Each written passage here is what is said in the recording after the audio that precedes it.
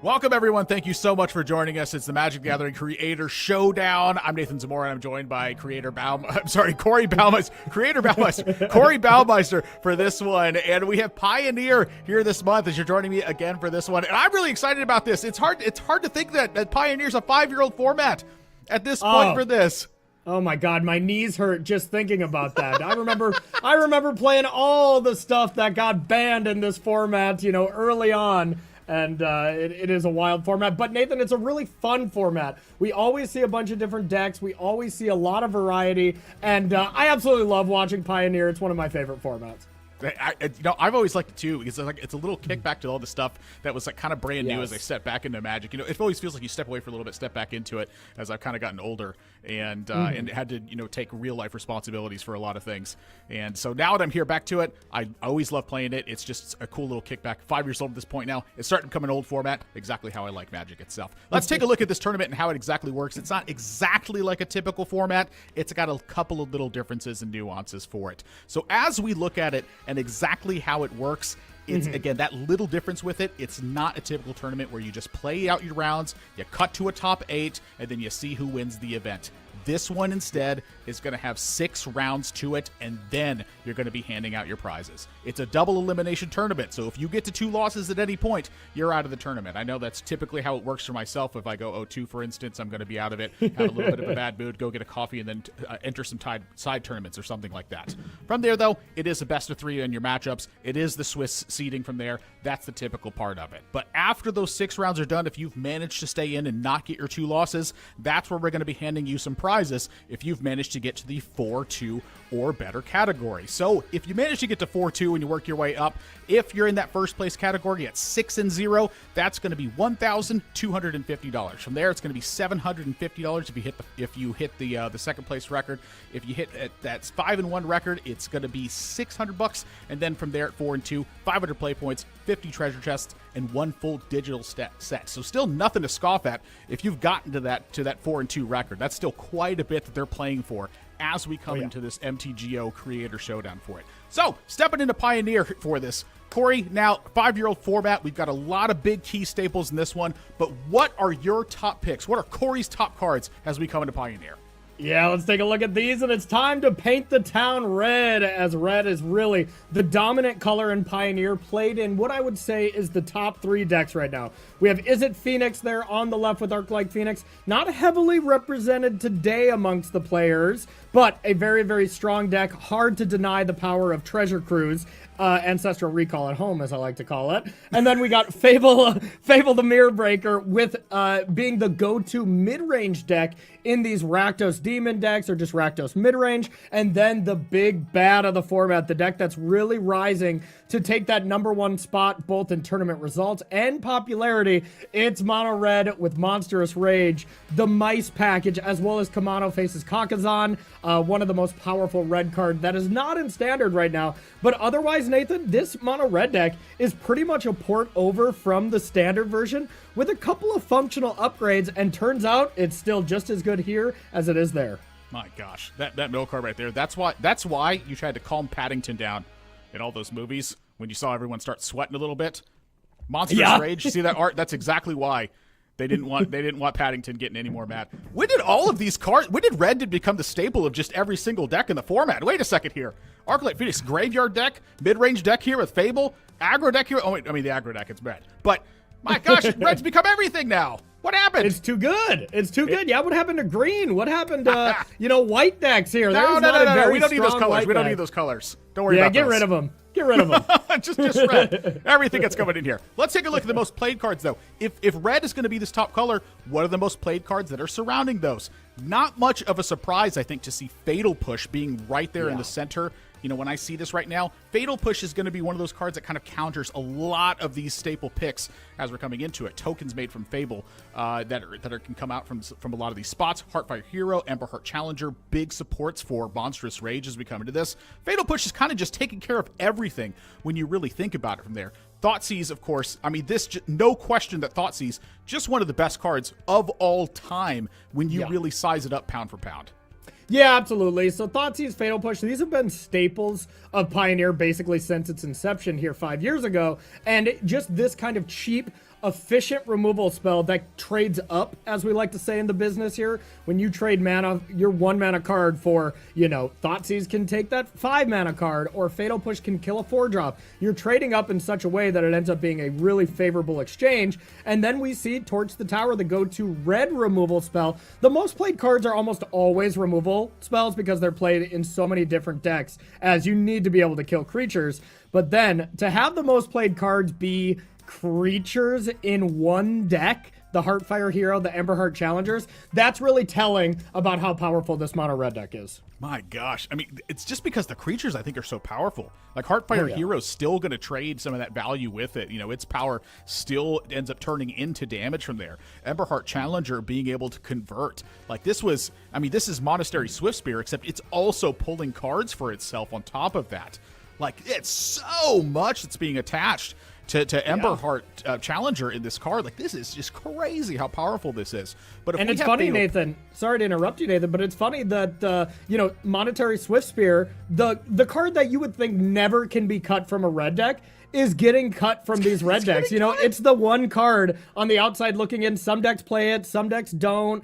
Some decks play the lizard that deals damage and stuff. So it's so strange to me to have a red deck with burn spells where you are not just like, okay, I'm going to start with 4 Swiftspears and go from there. That shows how good this deck is. It is crazy how good the mouse package is. I just am flabbergasted when I see how strong they are. But there's new heroes every single day, it feels like. You have to have them come from somewhere. There's just no doubt about it that, nobody can avoid death and taxes. That's what I've learned from Legacy. So as we look at this now and see where do these cards actually get most played, what decks are they actually most played in, it's easy to see that Mono Red is a deck that's really carrying these. But what about what's surrounding it right now? Not much of a surprise, I think, to see Rakdos and a Sacrifice package being played alongside Blood Tithe Harvester.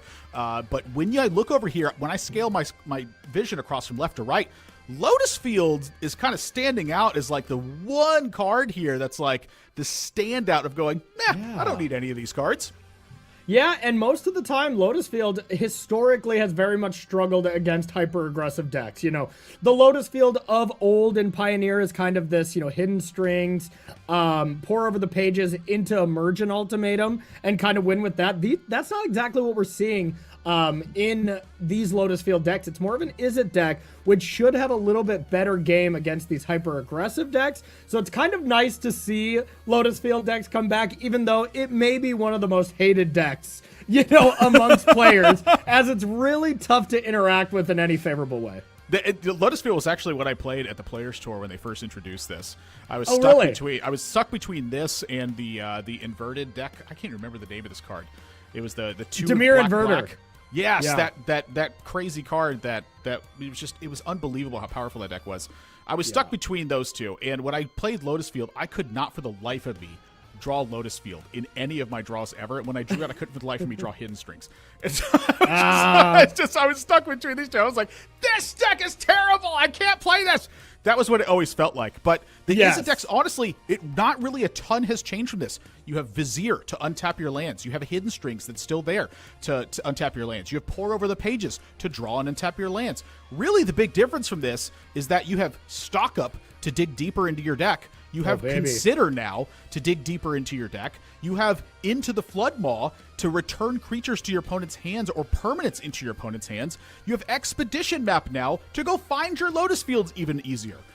The deck and Artist Talent. I love that card too in the deck. It looks sweet. I hope those players are still in, Nathan. The deck has gotten seemingly more consistent, but at the same time, the decks have gotten more aggressive, and they've gotten more consistent as well. So it not only has gotten better itself, the decks that are surrounding it have gotten better as well. So it's a really tough call to see if this deck can actually make it or not, but I'm excited to see what exactly is there. So let's go ahead and jump into our first match now. We have to show you of the day. We're jumping into our third round of the day, but it's our first match that we're going to be showing you right now. So our first match is a nice one that I can't wait to show you that's about this one. I'm so excited because we finally have some crazy, just like normal solid decks. I feel like it's been a long time since we just had normal solid decks that we're coming into for this one. Professor Rakdos versus Respect the Cat is going to be our first matchup that we have for this one. It's a blue-white control deck versus a Rakdos deck with, Professor Rakdos. But a tiny little bit of a change to this one. We've got a touch of green that's being sprinkled and peppered into this one with actually Just one of my sprinkled favorite in. cards ever. Just With one of my sprinkled favorite in. cards ever that we'll talk about here as we come into it. But this is now something else that's happening. I've noticed a lot with control decks is that as you get more and more better cards, you also have a better chance now to play Yorion. When you have so many good cards, it's actually easier to make an 80 card deck with Yorion.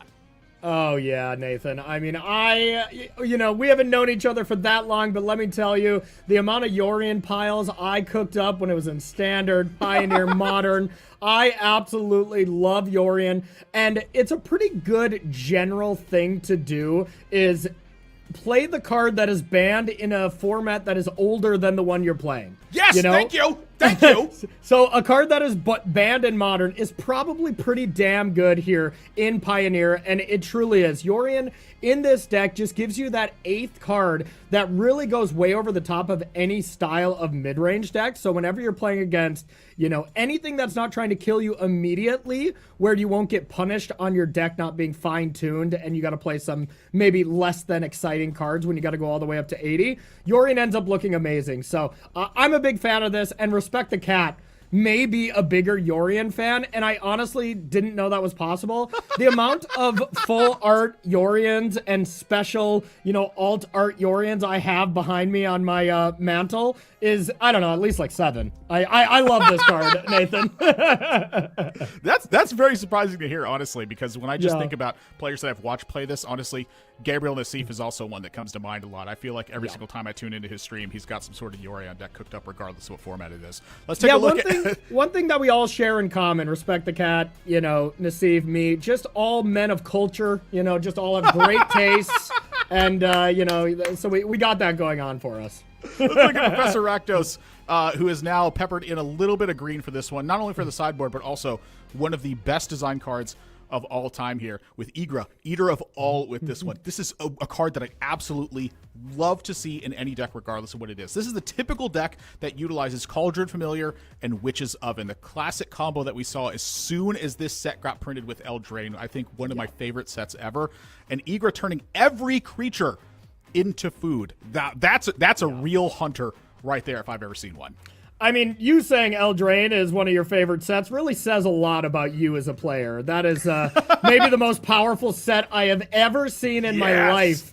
And Cat Oven was kind of in the mid-tier, like, I'm looking at all you Adventures and Great Henge and, Oko. Yes! That was a scary one. But, yeah, you're right. This version is really awesome. You get that Rakdos sacrifice element that was already extremely powerful. And now the thing to look for with this deck is the interaction with Scavenger's Talent, Yigra, and 2 cats. If you have that in play, you will just win. The talent finds you those cards. All you need is those 2 Cauldron Familiars, a Yigra, then those cats are food. You sack it to another cat, vice versa. They loop over and over and over again, and you win the game on the spot. So when your mid-range deck can go over the top and have a combo finish, that's really leads to having a very powerful deck. Oh yeah, this is a deck that can absolutely pop off if it goes unchecked that little bit.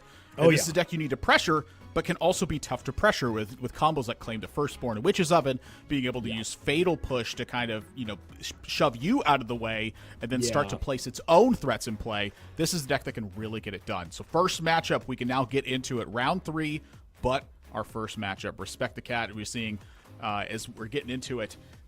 God, this is like the classic matchup that I love to see too. It's so tough for me to look at a blue-white deck and not want it to win, but it's so tough for me to look at a black-red deck and not want it to win. This is like truly, this is like my heart being torn in two here, because this is also an elimination match that we're playing here, Corey. Yeah. Yep, elimination already. These tournaments are brutal. I've played 3 of them, and I went 3-2 every time. I have not gotten a dime or a play point from these, so they are no joke whatsoever. And oh my God, 4? There's a 3? This is no joke either. So this is one thing that is really, really brutal as well, Nathan. I think this is maybe just the hand putting the cards back, probably putting those 2 back. I think this is a mold of 5, but we'll see when our graphic gets updated here. But one thing I gotta say, Nathan, oh my God, is this truly? This is a mulligan to 2. I don't know if I've seen a mulligan to 2 while commentating a match in my life, Nathan. Hang on. So what's going on here? What are we missing here? We'll get this image fixed here real quick. I think that, maybe I can't tell if it's my sight that's tricking me here. Is this just like a super aggressive mulligan for like literally one key card in the matchup? So the one thing it mainly is there was that 7 and 6 card hand were just unplayable with no land. So there's that. But the other thing with this Rakdos versus the blue-white control matchup is there is automatically 7 dead cards in the main deck. Fatal Push and Claim the Firstborn are both unusable, as there's no Firstborn to be taken from Respect the Cat besides like a token or something. And then Fatal Push, same thing, just no real targets. Yeah, I was going to say that game 1 can definitely be an absolutely dead draw. There's no question about that. Yeah, and that gives the huge advantage to these blue-white control decks in this matchup, where game 1, it feels like it's almost a bye against a deck like this. And then games 2 and 3, you're disadvantaged when 7 hand disruption spells are in the deck. You get Duress, you get Thoughtseize, and you have that to catch up a bit. But all that on top of it, I still think this matchup heavily favors the blue-white deck because you can never Thoughtseize Yorion, and if you just leave that in the companion zone, eventually when you hit 8 mana and you have a couple omens in play, all of a sudden your Yorion, is 5 mana for a 4/5 body, and it's going to draw you a bunch of cards and just snowball out of control. Yeah, we're getting some of the image stuff that's kind of fixed a little bit here as we come into it. But you're absolutely right about this one, too. When we looked at the sideboard, we didn't dig too far into it here, but we're talking 2 copies of Go Blank that's come in. That's a discard 2. We're talking Obnixilis can come in with this one. That's a card so that hard also to can deal make a with difference. from blue-white control. Probably one of the most overrated cards I've ever seen as we looked at a spoiler for the set where everyone thought this was going to be Oko 2. We're looking at Thoughtseize being able to come in with this one, and we're taking out cards that literally can't do anything in game number 1, and we're turning them into some of the best cards that you could put in for game number 2. Like that's a night and day difference where I'd say game number 1, because you have those 7 dead cards, we're talking somewhere in the neighborhood of 25 to 30%. If I'd say that's pretty harsh of an estimate, I would say. But in game number 2, somewhere in the neighborhood of close to 55% all of a sudden for the red-black side, I'd say. Yeah, and the one thing about the Rakdos deck, which makes it okay when you have all these dead cards, is you have blood tokens and you have Chapter 2 of Fable to discard those dead cards, which can very much help and which makes Rakdos or Jund such a dynamic deck. But, if Fable never resolves, which if Respect the Cat has his way, it won't. So there's still that going on. And then Respect the Cat has the disadvantage when you sideboard with a Yorion deck, where you almost never can take out all the cards that are fully bad, just because you have so many cards. So looks like we missed a little bit of action, but if there's going to be any game to miss some action, it's the mulligan to 2. I'm surprised Professor Rakdos is even remotely in this game with a mull to 2. I'm going to be honest with you. I'm not sure remotely in this game is the word to use yet. But you could be a little onto something still. I mean, we're talking, this is at 14. We're activating. No, he's dead. This is dead. Using a map here, this is, we still have Wandering Emperor in play. They're getting attacked for, what is this, 4, 5, 6, 7, 8, 9, 10, 11 this turn to go to 3. Yeah, this is not remotely in this game right now. It's game number 2 coming up. Yep, absolutely. And like I said, I don't think I've ever seen a mulligan to 2. I mean, once I hit 5, I start keeping no landers on the draw if it's good enough. The percentages you lose when you go past 5 is pretty bad. Where we didn't get to see all the hands from Professor, but you know what? I'm not going to question a professor when it comes to math.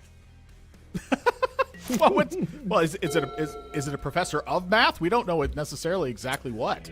Good point. Yeah. It's not a professor of keeping 7 so far, I'll tell you that. Well, that's not necessarily the professor's fault in that one. It could be that's fair. At that point. Yeah. So, like we said, we're looking at 7 strong sideboard cards coming into play. We're no longer going to have the ability to have like a 4-land, 3 removal spell hand, which is essentially a mull to 4. Potentially worse because you're looking at it and you go, well, I could draw 2 by mulliganing. The temptation of that alone would call for the mulligan. It's little things like this can just kind of tumble into disaster scenarios. That's probably just what happened. We're looking at the 1 in 1,000 times where you mulligan to 2. I don't even know if it's that much, to be honest with you, because I'm starting to think about it now. I don't think I've ever mulliganed to 2 either, other than just out of rage and fury, or with literally playing a Bazaar of Baghdad deck in Vintage. Yeah. I mean, I was gonna say the same. Extended Dredge is the one time I mulliganed, I think, to 3. You know, some breakthrough Icarid stuff. That's what got me on the Pro Tour back in 2008. You know, my knees hurt just thinking about that. But that's so long ago. But I think the other time I mulled to 0 is every time me and my brother, I have a much better Magic player brother, Brad Nelson. Every time we would play at any kind of mid-tier tournament, we'd mull to 0 just for fun to see who would win. Wow, that's actually really funny. All right, so here we go. Game number 2 now. Professor Rakdos did not have to keep a 0-card hand effectively to see who would win on this one. Not an exciting opening hand, I'd say, for Professor Rakdos, but some actual threats to come into the game. And Respect the Cat just has, a couple cards that are going to have to make do with this one. A lot of counter magic in the opening hand for this one. That's the thing, Nathan, is you really needed to get on the battlefield on turns 1 and 2, because now when Respect the Cat gets 2 mana, there's a plethora of counter spells always ready to go, and we see the No More Lies ready for Mayhem Devil, and Professor Rakdos just realized that, like, you know what? 2 mana left open. These cards are not resolving. I might as well just play my cat that I don't care if it gets countered. But then the same thing, Respect the Cat just gets to play one of my favorite cards of all time, Omen of the Sea, because I love Yorion so very much. I played a lot of Yorion, Nathan, when you didn't even have to pay the 3 to get it out of your companion zone and paired it with Fires of Invention. Maybe my favorite standard deck of all time. That always felt like cheating to me. Oh, it truly was. See, now, I guess technically now it would be cheating because, unbeknownst to the player, of course, you would just read the card and you'd be like, what do you mean? That's just what it says. Yeah, right. But this is where I was going to say on the Omen, when I always played the way that Professor Rakdos does. I agree with playing the cat here and leaving the 2 mana up. But when my opponent then plays Omen of the Sea, holding the 2 mana up, I look at it and I go, oh, that's why they hold 2 mana up. Yeah. And then you think, oh, did they not even have the counter spell? Because they wouldn't play the Omen if they didn't have a counter spell at sorcery speed or whatever. So playing against mono white, I never really leave the match just thinking like, God, I think I played so tight, because there's so many question marks. You're playing around so many different things, and when they can act at instant speed, it's tough to guess right. Like, you don't attack, and because you're playing around Wandering Emperor, and then they memory deluge you, and you're like, dang it. There's so many of those kind of scenarios which just make this deck really, really tough to play around. This is where a genius once taught me. One who plays around nothing plays around everything. I honestly, like, that may be a fun, half joke or whatever, but it's so true. I live by the school of make them have it. If I'm ever at a crossroad of like, is this the play? Is this not? Too many people play timid against blue-white control, and then you lose no matter what. Versus if you play kind of all out, jam these Mayhem Devils, there's a chance you can get it done. Of course, there's some nuance to that, some risk rewards, some stuff like that, but for the most part, I'm with you. NBA Jam on these battlefields. NBA Jam! I was more of a hang time player. Oh, were you? Okay, sweet. Yeah, that was a good one as well. Kind of as we go into this, too, and there's not really much going on with this one. It's kind of just bouncing back and forth. Mm-hmm. I actually knew the guy. Do you remember the contest they had for NBA Hang Time? Did you ever know that? No, I didn't. So on the arcade game, they had a contest where if you got to like 200 arcade points, you actually got to enter a contest where you could win tickets to the NBA Finals. Oh, that's awesome. There was only 2 people who entered the contest. It was a guy and his brother, because you couldn't get enough money to play the arcade game and win this trivia contest and get the points for it. Wow. I knew the guy who won this and his brother, because they were the only people who played this arcade game enough to get the points. Wow, that's awesome. They played it because they were there all the time. They're like, crazy. Easy game. All right, so here's some action. Being able to play a Witch's Oven to get this Cauldron Familiar stuff going. Almost assuredly going to eat up a counter spell here. Oh, yeah. You can't let this card resolve. No, you never can. So the one thing now Professor does actually have some merit to not jamming here is with this fountain port. You know, that is one way to kind of, you know, give yourself some wiggle room, is just keep making tokens, sacking tokens, draw some cards, and then eventually you can go like Thoughtseize into Mayhem Devil. That plan is pretty solid when your opponent doesn't already have an active Planeswalker. So Professor Rakdos, whatever way you cut it, it's going to be pretty brutal here. Yeah, I guess the question here for that is just which one's better. Is it using the Fountain Port or is it playing the Mayhem Devil? And I think at that point, when you're using the Fountain Port, it's almost like you're drawing a bad card and like keeping the Mayhem Devil in your hand. Yeah. It's like you're accomplishing two things, because the plan of finding the Thoughtseize truly is your out, I'd say, in this scenario. You need the Thoughtseize to accomplish the rest of your plan. So I kind of agree with this, because the Field of Ruin here, it's going to choke out this plan. So get your last piece of value that you can out of this and make the most of it. Or because your opponent's tapped out here, maybe you activate the Mayhem Devil. But I think you just keep it and wait till exactly what you pointed out. Find the Thoughtseize, make sure this plan succeeds. Yeah, with the Field of Ruin in play, I would have really liked to see Professor Rakdos sack that fish that got blocked to draw a card instead. Drawing a card here is much more valuable than having another 1/1, so I would have liked to see that if you were going to not jam Mayhem Devil you're here. wanting the dig instead of the token. Yeah. The card over the fish here, I think, would have been a little more valuable, as Wandering Emperor is out of reach already, with the sense that this Restless Anchorage can get animated, or, you know, Biza can come down here, make some more fish, and then have 2 mana left over. That's a pretty tempting line here, and one that would be pretty tough to come back from here. 4 mana, 6 power, let's go. There's only 2 Biza in the deck with an 80 card list, though. Yeah. You know, it's really tough to play around though. cards in an 80 card list, though. Yeah, there's 4 post board, though. I mean, Biza's not a card you play around anyways. Yeah. Yeah, really wanted that to be an untap land. Yeah, this is getting countered for sure. Yeah, this match has been not remotely close. I mean, the Mulligans game 1 made this a non-game, of course, but Respect the Cat has been in full control this entire match, and it really led, you know, this game would look so different if Professor Rakdos went turn 1 Cat, turn 2 Oven, where Respect the Cat didn't have any counterspell there. So, you know, maybe was a little gun shy from mulliganing 5 times in game 1 and didn't want to send back in game 2. Yeah, exactly that too. It's like, what kind of influence does that game 1 mulligan have on your mental as you go into game number 2? You know, they're not that far apart. We're talking, this was minutes at most. And you go into game number 2, you have a 7-card hand, you have 2 Mayhem Devils, and you go, oh, that's good enough. Yeah. So are you supposed to pitch this back and look for your key early plays, or are you supposed to keep this and hope to draw enough? That's a tough call to make, I think. It is close. I think I would have mulliganed with just your 2-drop being a pop hatch.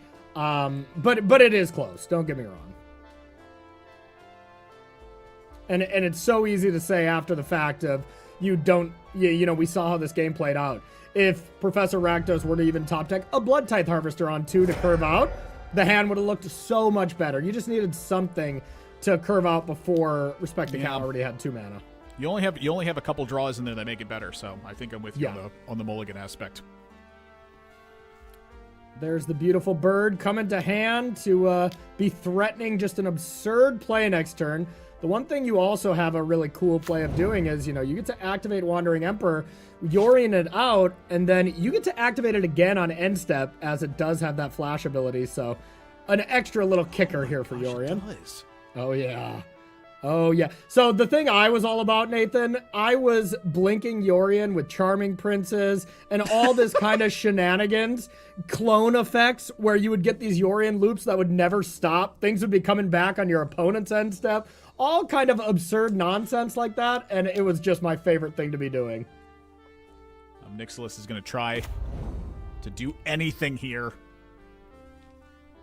I don't think it's going to get it done, though. Nah, too far behind. Ob Nixilis is not a card that defends itself. Oh, not a Planeswalker that defends itself very well. I've noticed that Planeswalkers that don't defend themselves are typically the ones that don't make it. Yeah. And the ones that defend themselves at an effective rate are usually far too good. You know, that's kind of the line. I'm looking at you, Chandra, Torch of Defiance, Oko, and Teferi, Hero of Dominaria. What do you mean? What do you mean? Just because if I start the game with Oko and you start the game with Emrakul, as long as your Emrakul has summoning sickness, my Oko wins the game. What do you mean? That doesn't make Oko very good. What do you mean? My Oko and your food is what you meant, right? Or your elk. No, it turned into an elk. That's right. It's been so long.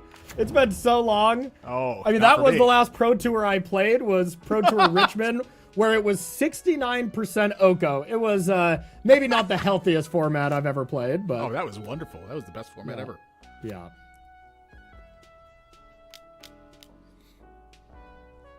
All they had to do was ban the goose and it was fine. Yeah, okay. I mean, the goose was good. Goose into Oko was not a fair combination, I'll tell you that. Looks like we're lining up just a lethal attack here. This is 9 damage coming through. The food can put Professor Rakdos up to 8, or you can sack the Cauldron Familiar, take 5, and go to 1. So technically can live here. And technically alive is a big deal because, as I'm seeing right now, if we top deck Yigra, we might actually be okay here. Let's see. You need to be able to generate a food in some way. Guess you can get a devil. Yeah, I think if Yigra is on top, as it stands, I think we can get this game 1 out of nowhere from Professor Rakdos. As there's no interaction from Respect the Cat unless I'm missing something.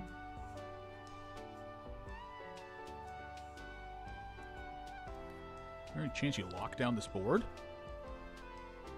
You can, but it doesn't really do anything. It only hits the talent.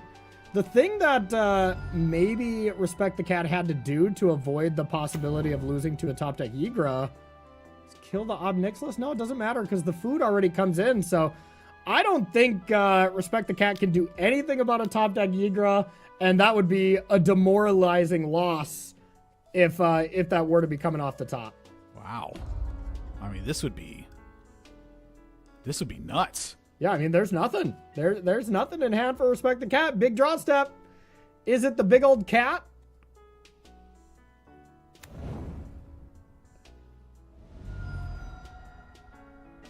Is it the big old kitty? No. Yeah, we'll see if there's any way to actually stay alive here to give yourself one more chance to draw. I mean, Respect the Cat is at 12. Maybe this is enough damage. I almost never count out these Mayhem Devil decks until they fully lose, as you can just generate so much absurd mana. They do kind of do some just weird stuff sometimes. There's no doubt about that.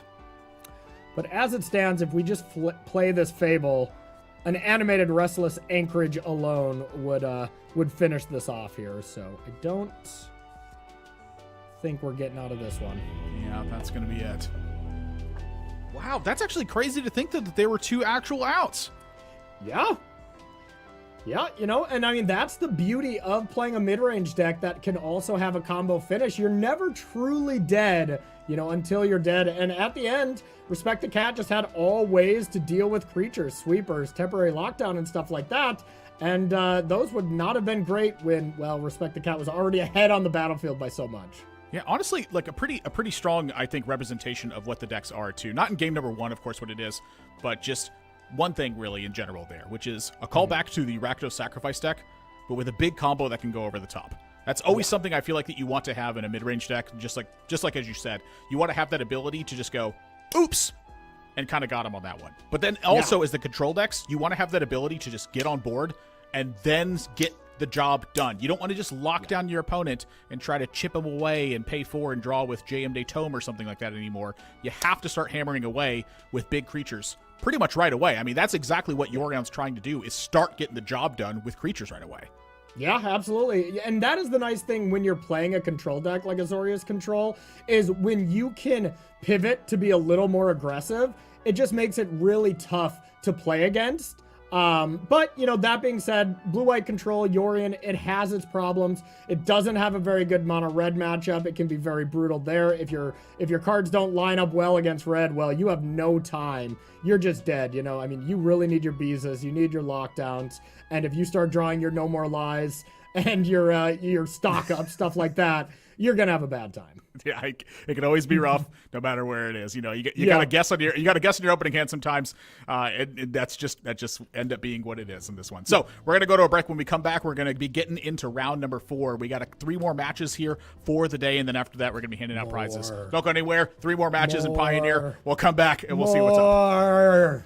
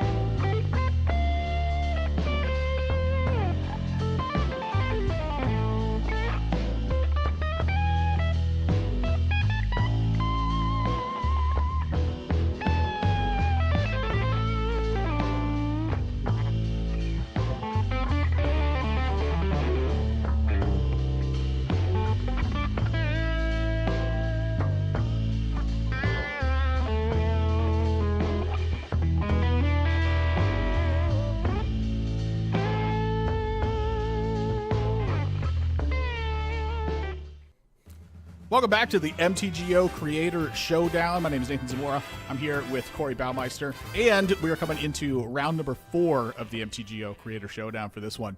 So, Corey, now that you're back with us again, and everyone's finally familiar with who you are, I know you're just now an up-and-coming Magic player. I'm trying my best. Trying your best this one. Corey, we wanted to get another segment for you here because we've already done the segments for you previously. So, we came up with Corey's story. It's time for Corey's story and what you have for us now. So we want to hear it. What is Corey's story for Pioneer?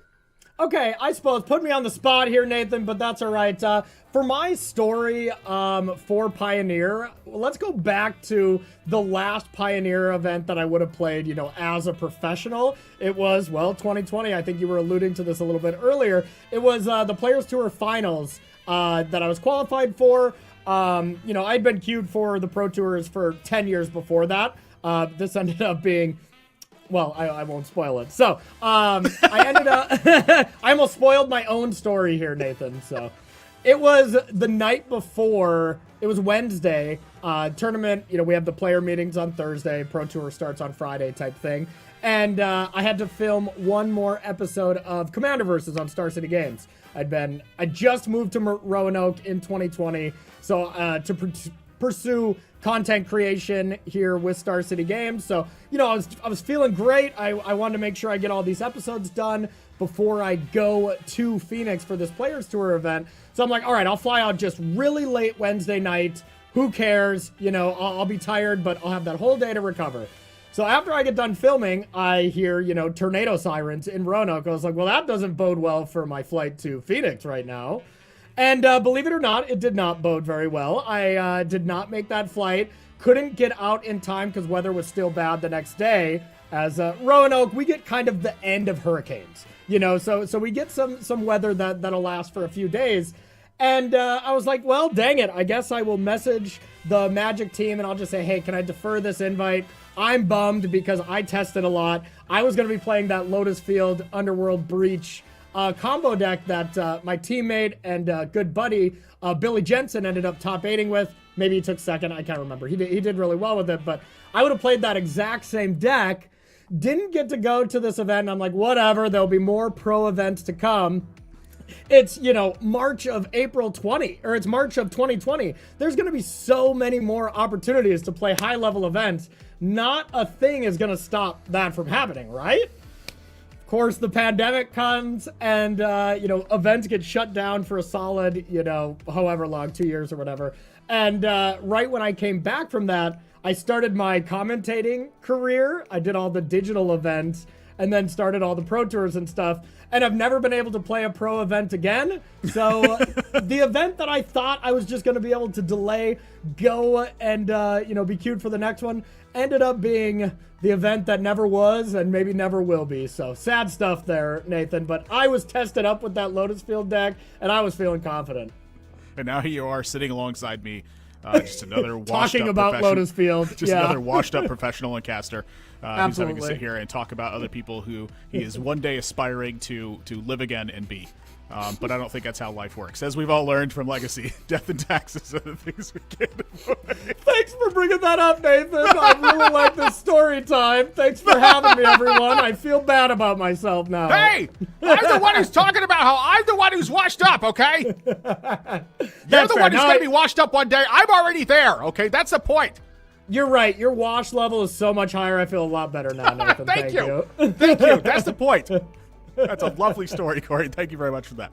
So that's really the crazy part about it, though, is when you think about it, you had this one tiny little thing happen.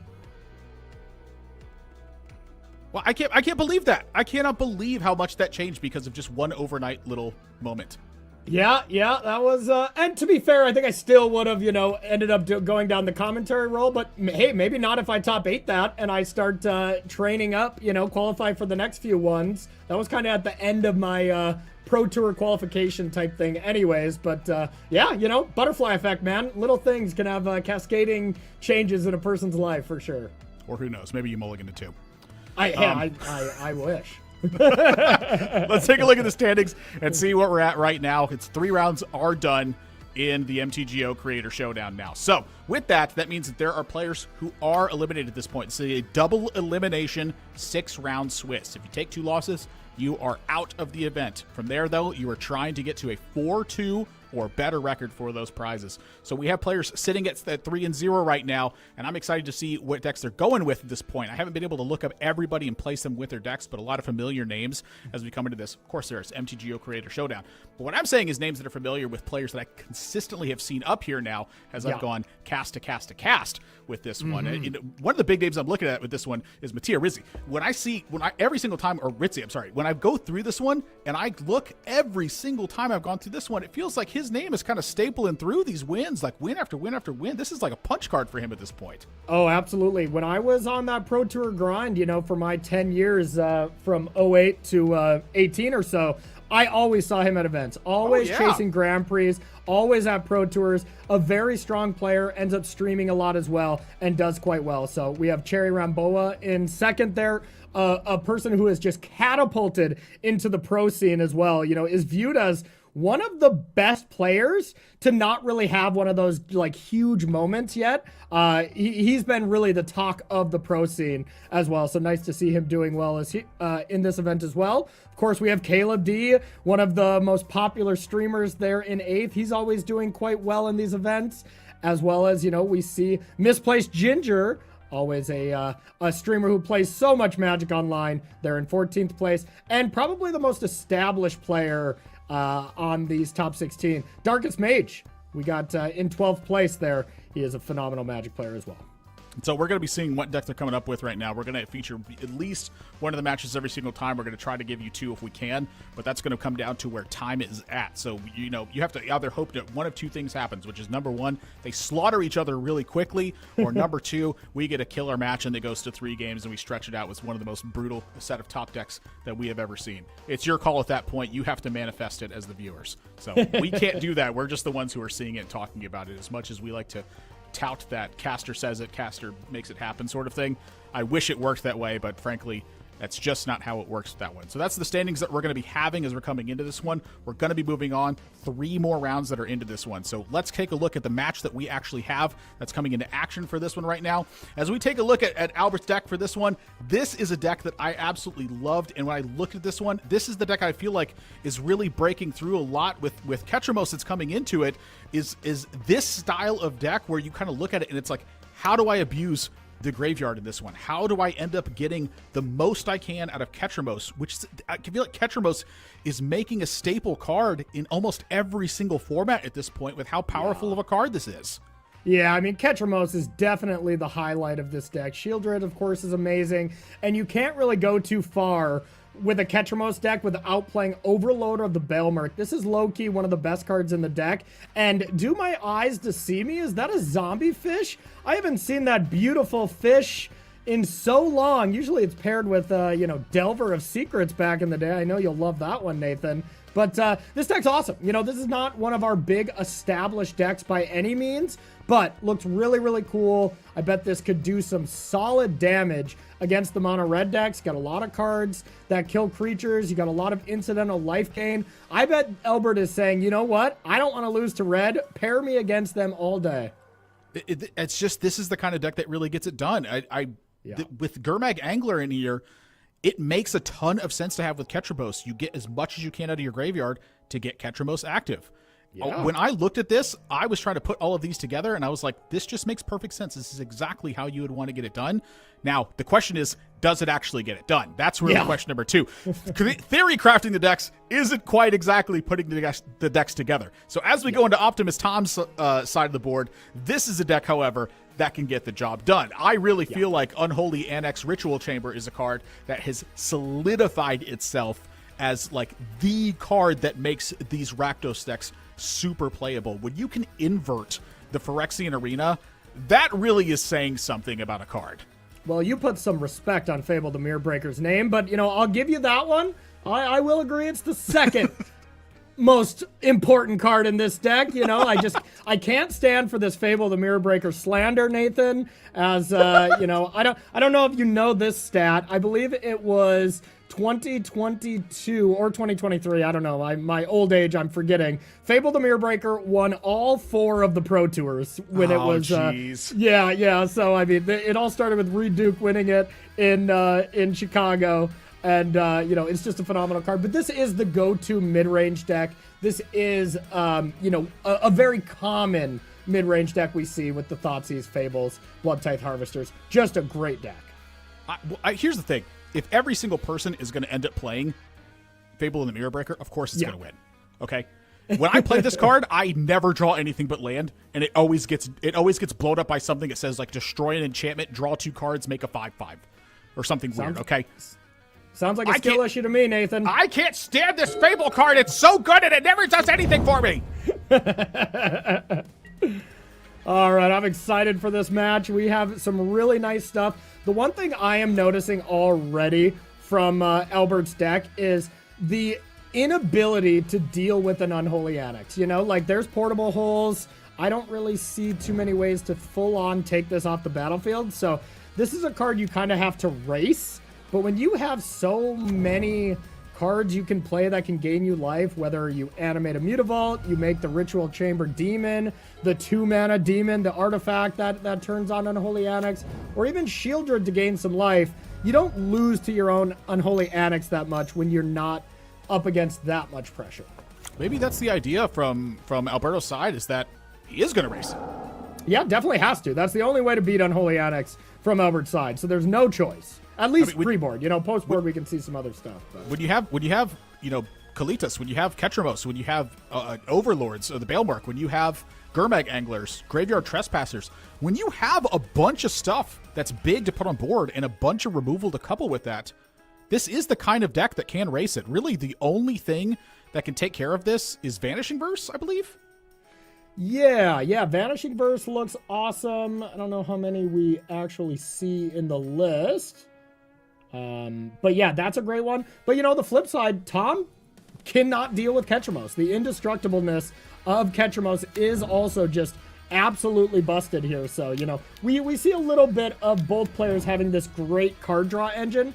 And, you know, when you play these mid-range mirrors, it's usually like, all right, who drew more Fables? That's probably going to be a big advantage. But now it's the Ketramos / Unholy Annex advantage, I see. Well, we are kicking it off strong here. Optimus Tom with Unholy Annex into Shieldred. And currently, Alberto does not have a direct way to answer Shieldred. A lot of instances of how to answer it, but nothing direct right now. Fatal Push is not currently active.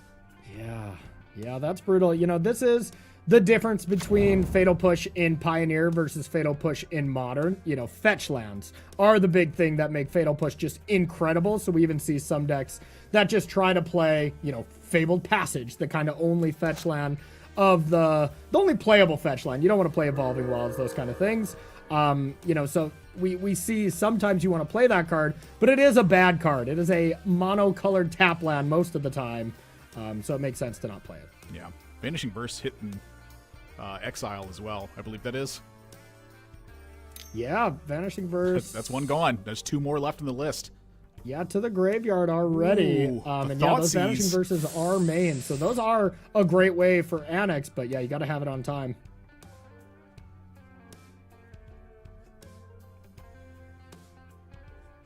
This is looking scary already for Alberto. Like, this went from, oh, I can handle this, to, oh no. Yeah, definitely brutal. At least Albert does have a play here of channeling Takenuma to do something. And you get, you know, you go to night, which is just my favorite mechanic ever made. Day-night, let me tell you. But you get to go to night to make your creature a little bit bigger and at least get to, you know, try to defend yourself against Shieldred a little bit.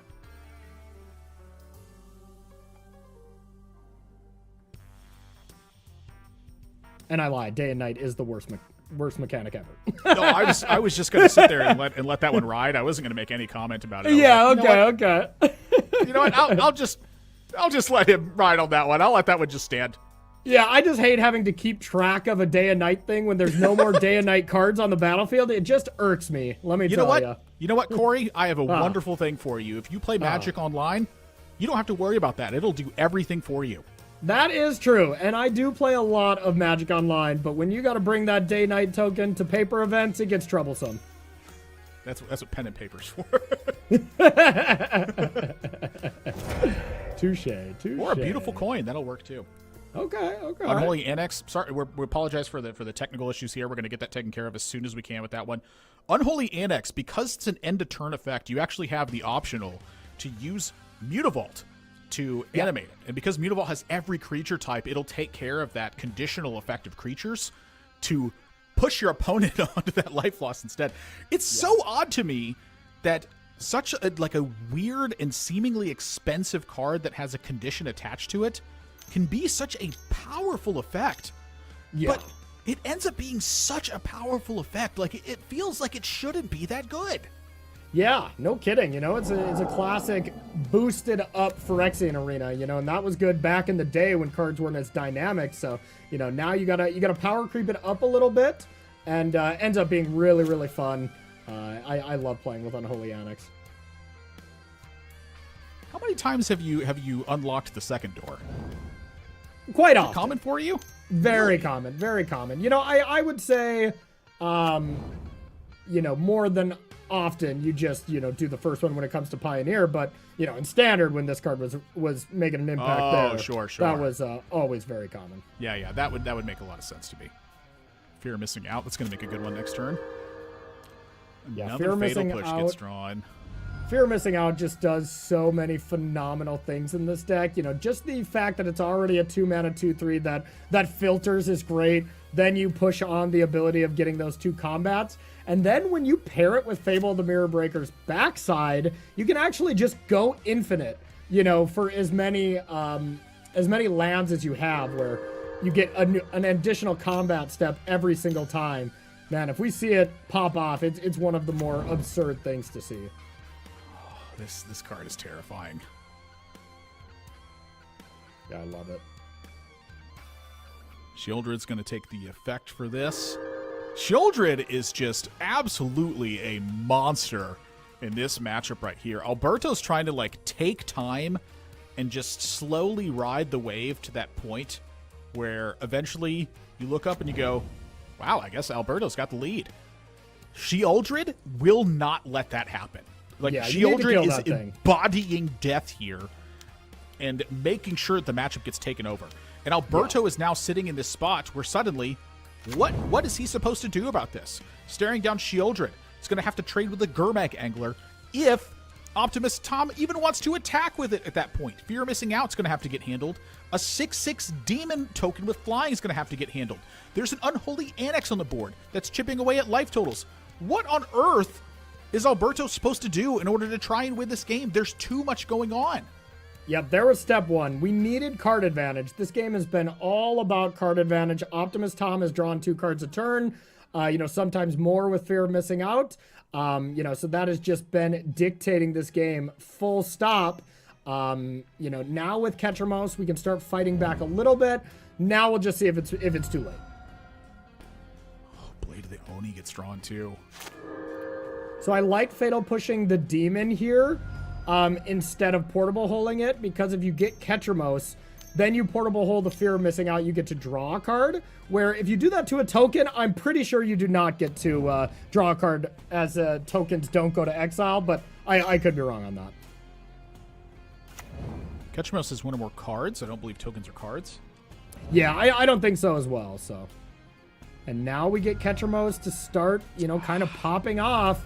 But Shieldred just has to be answered. If you don't answer Shieldred, yeah, and there we go. That's the big thing with Shieldred, is it is a 4-mana. It is a 4-mana creature that if you just kill it, if you can ever just Fatal Push it, sack a blood, even before you draw a card, hold priority, Fatal Push it, then Fatal Push or Shieldred looks pretty bad. But Shieldred always has that, clause of, if you don't deal with this card, I win the game. That's just really what it comes down to. So it ends up being worth the cost of being a somewhat vulnerable creature. Yeah. Is the matchup fair? Yes. Shieldred's broken. Is the matchup fair? No. Shieldred's awful. That's really like how that card ends up reading in a lot of times. Like Shieldred gets played in Vintage sometimes, but it ends up getting played in Vintage when these matchups boil down to these throw everything into each other, and then the final piece starts chipping away at your opponent. In those situations, Shieldred ends up being this overbearingly powerful card. But in matchups where it really just rides out to where one person completely takes over the game, Shieldred's not super powerful in those kinds of situations.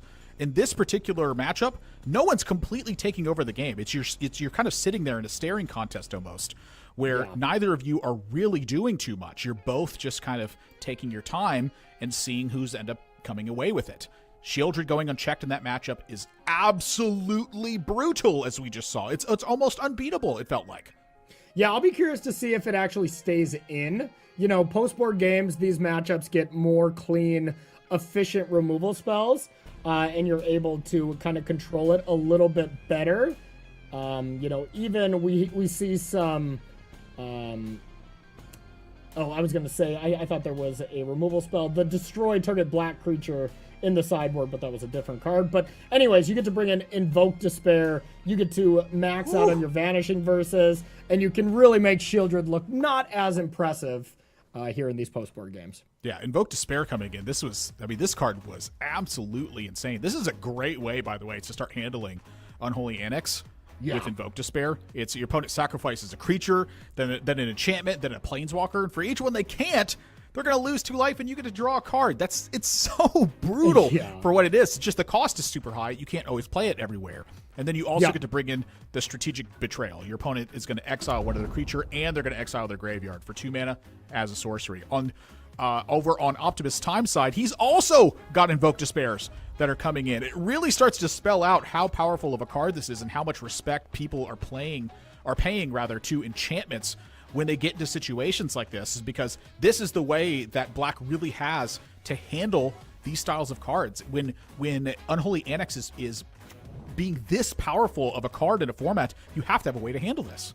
Yeah, it's just the ultimate go-over-the-top card in any of these black decks, so makes a lot of sense to have it here. I did not love playing that Urborg, especially since we Thoughtseized and saw Iganjo, so that just unlocked this play for Albert to be able to go Dreams of Steel and Oil plus the Gifted Aetherborn, where there was no reason to play the Urborg there. Play a Blight Pathway on red, who cares? You'll play the Urborg later.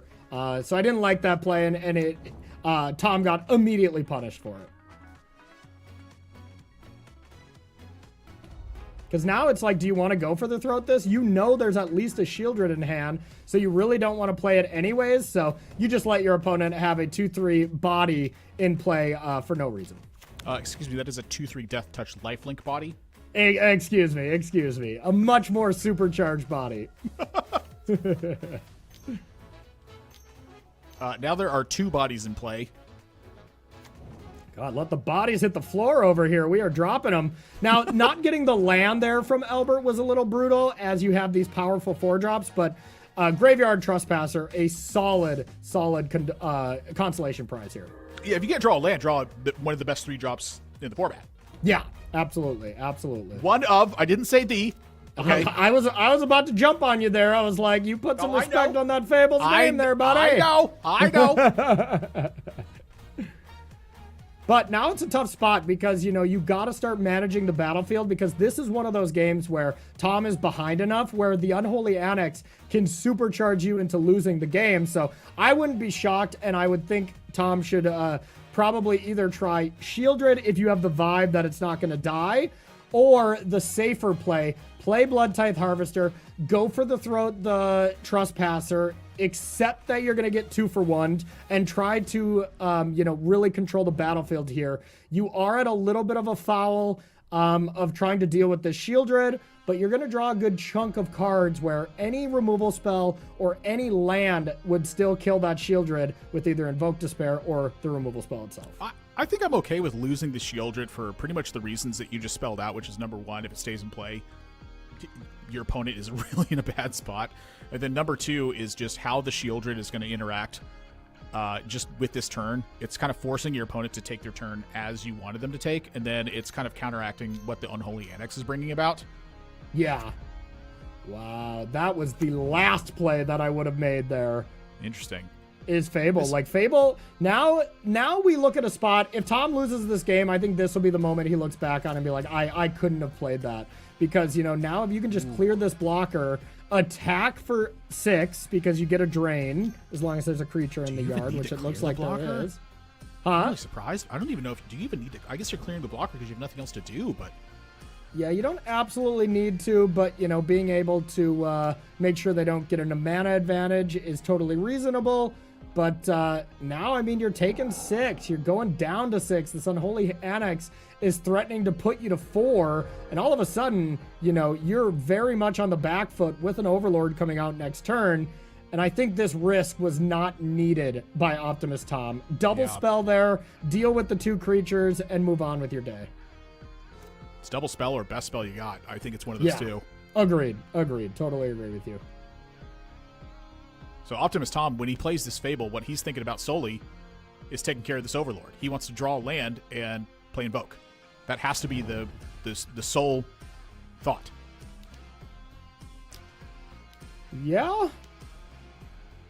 this is definitely a play. I mean, all this being said, we're going to lose the 2/3. We're going to lose an Overlord.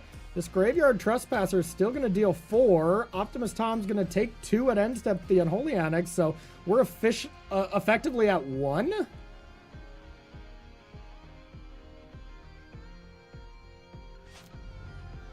And now we're going to die to the Unholy Annex if we don't find a way to get a demon in play that would live through Fatal Push.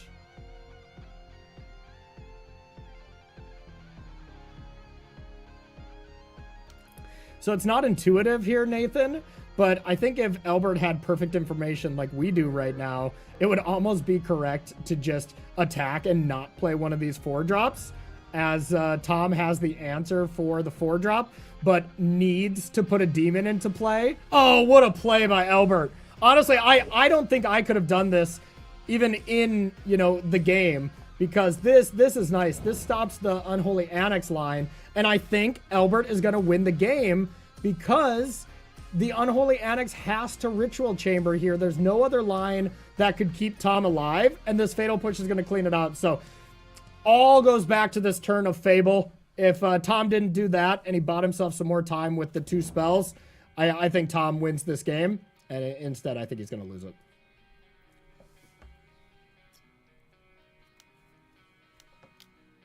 Such a strange spot to be in. To be going into game 3 where you're like, Shieldred? Nah. Cletus? Nah. Fatal Push? Yeah. Well, I got to put some respect on Tom. Tom recognizes how busted Fable is, and you got to respect it. But in this particular scenario, it was not the correct play. And when you die with 7 cards in hand, you just got to think, hey, I made a mistake somewhere. I should have respected my life total a little bit more. And both the Invoke play and the Fable play did not respect his life total at all. So I didn't love that one, but we'll see if Tom can get it together in what I think is a slightly favored matchup if Ketramos doesn't come into play. Oh, so actually, that's interesting to me, because I would have assumed that this matchup was not exactly favored. I would have assumed that this was more tilted towards the Ketramos side of things, where when you have one card that easily tilts the matchup that far away, and the rest of it I feel like is pretty even from there, because the rest of the cards are kind of functioning. The rest of the cards are kind of functioning the exact same way when you really want to line them up to one another. But the difference, I think, is that the Orzhov deck is taking a little bit more of its time. And with it taking a little bit more of its time, what that means is it's like a lot of the matchups, it feels like you either want to be 2 steps ahead or like half a step back. And I feel like the Orzhov deck is being half a step back, so that way you can just dodge that attack and then counterattack really well. And I feel like that's what it's doing every step of the way. Yeah, I would say I only think it's slightly advantage for the Rakdos deck off sheer card quality alone. Like you just put cards side by side, like Trespasser, Fable's better. you put just like the certain removal spells that you get to play in red, and it ends up being a little bit better. But all that being said, I would say slight advantage going into the match, but whoever has the play and whoever can get down, their 3 mana I can't lose card is going to be advantaged here. And, we see the most important cards in these matchups are those 1 mana hand disruption spells from both players and the 3 mana card advantage. Whoever sticks those first is heavily advantaged. I know we just saw Tom fall when he did do that right away, but I do think he could have, taken those other steps to make that not happen. Yeah. So your call is pound for pound, better cards. Yeah. And I definitely want to go for that as well. That's usually what my instinct is. My other call for this one is going to be pound for pound. The cards there, that's going to be my tiebreaker on it. But I think that Alberto's half a step back is going to be better. But ultimately, whoever's on the play, I got to give it to that one. So for this one, going into game number 3, I'm giving it to Optimus Tom on the play here. And it's not just because of the Thoughtseize. I promise you that. It's because he's on the play. Even in this spot right here, Ketramos in hand, even though the Thoughtseize getting, or a Fatal Push getting Thoughtseized, I think that Alberto is probably not in the lead because he's going second place here. Yeah. I mean, that being said, Overlord into Ketramos is great, and there's almost no way Tom's going to interact with that unless Tom top decks Duress and decides to play that over an Annex, which I just don't think that would even be correct. So this deck of Albert's is more synergistic than Tom is, so there's power in that, but raw power is what Rakdos is all about. So both players are going to have their card advantage card on turn 3, so we're going to have that even match and kind of see who can pull up on top here. Invoke Despair, I think, could be a big tiebreaker in this one, too. Oh, yeah. If Tom can get a removal spell for 1 creature here, or he can force a removal spell from Alberto's side using Shieldred, Invoke Despair, I think, is going to break Alberto's game plan. I mean, yeah, if Invoke Despair can make Albert sack Ketramos and Overlord, like, oh my, like, we have fully done it. But wow, looks like Albert's not even going for Ketramos. Wait. This blows my mind. I thought you just slam Ketramos here. Is Alberto a genius? I mean, I don't know. Because I mean, you get to go Overlord into Angler here, which is cool as well.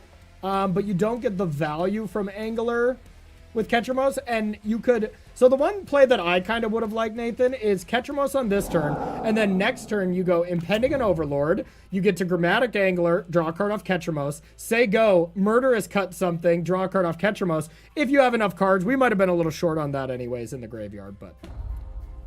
This is very interesting to me. I think that the reason Alberto's taking this line is because he saw no creatures from Tom.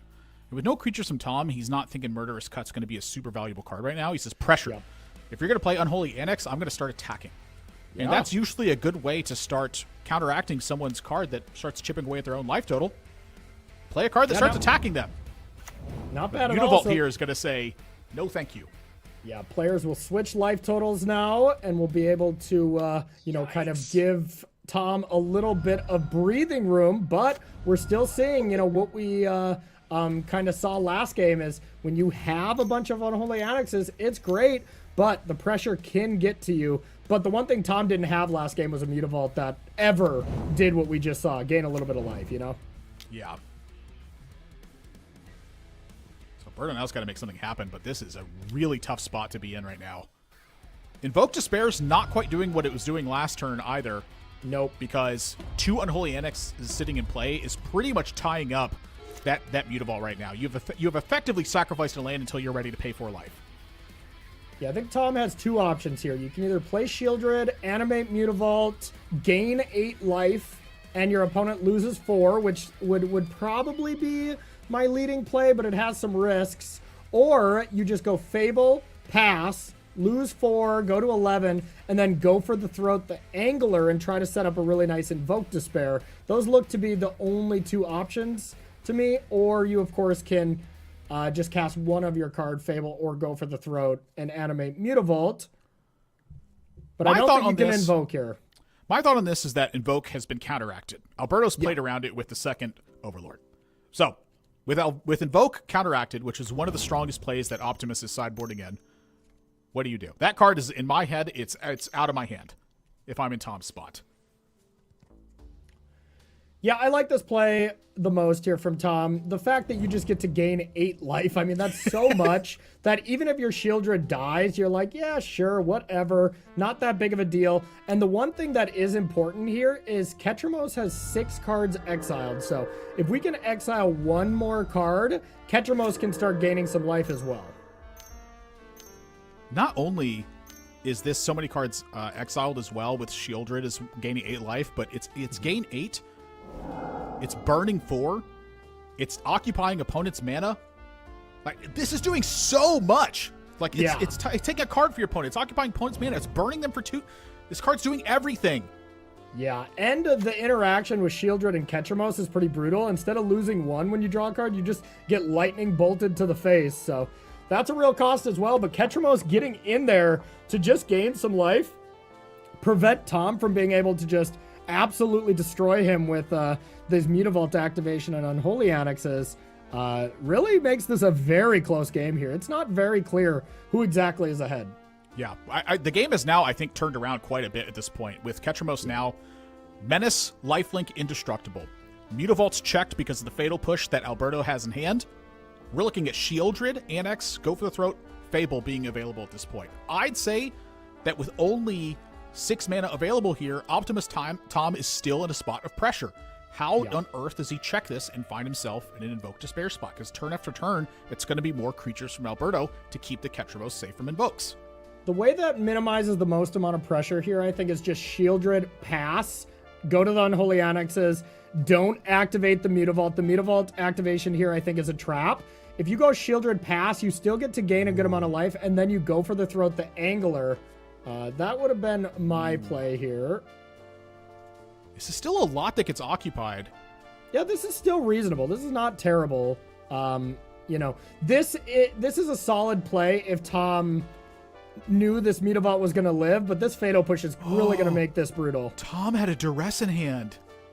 Yeah, but you can't animate Mutavault and Duress here, so, you know, there is... Not with the Invoke, you can't. I also think we just drew it off the Invoke, though. Oh, you're right. It's drawn off the Invoke. Okay. Yikes, that is a brutal counteraction right there. Being able to Fatal Push that Mutavault, I think, strips away so much of Tom's hope to win this game.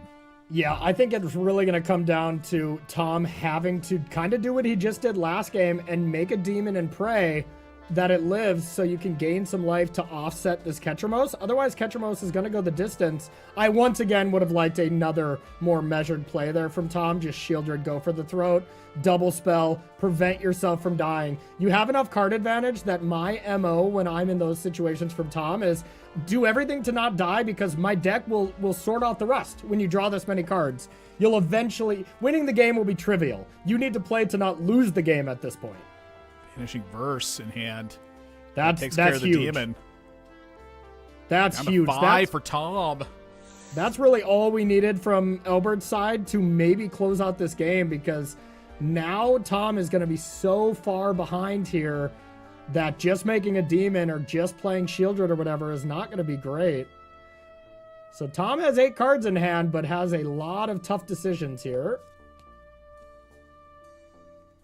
Wow, you know what card, ironically, would have been really good on a sideboard?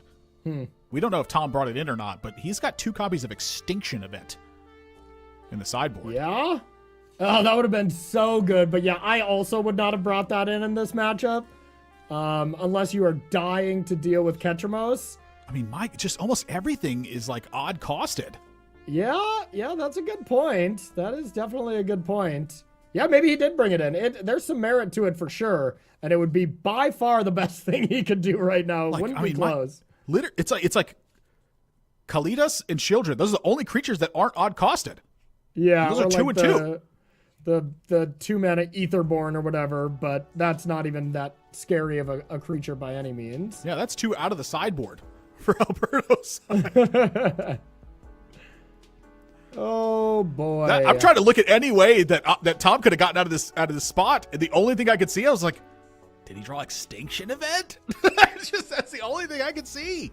Yeah, and I think with this being the play, it's just over as you get to Vanishing versus this Shieldred. Tom's going to go to 1, and then you can kill him in a plethora of ways. So Albert played this game masterfully, played some really tight Magic, and is going to get rewarded. The second Overlord, I think, was really what put him just supremely in the lead. Yeah. In this particular game. Being able to make that play instead of slamming for 3 mana changed the scope of what was happening. Yeah, I think it also just all neutralized Invoke. Yeah, it just all came down to those turns for Tom where he had the choice of, do I play max defensive or play, a good card on curve, and never went with those max defensive turns on those really pressure point spots of the match, and just got punished every time.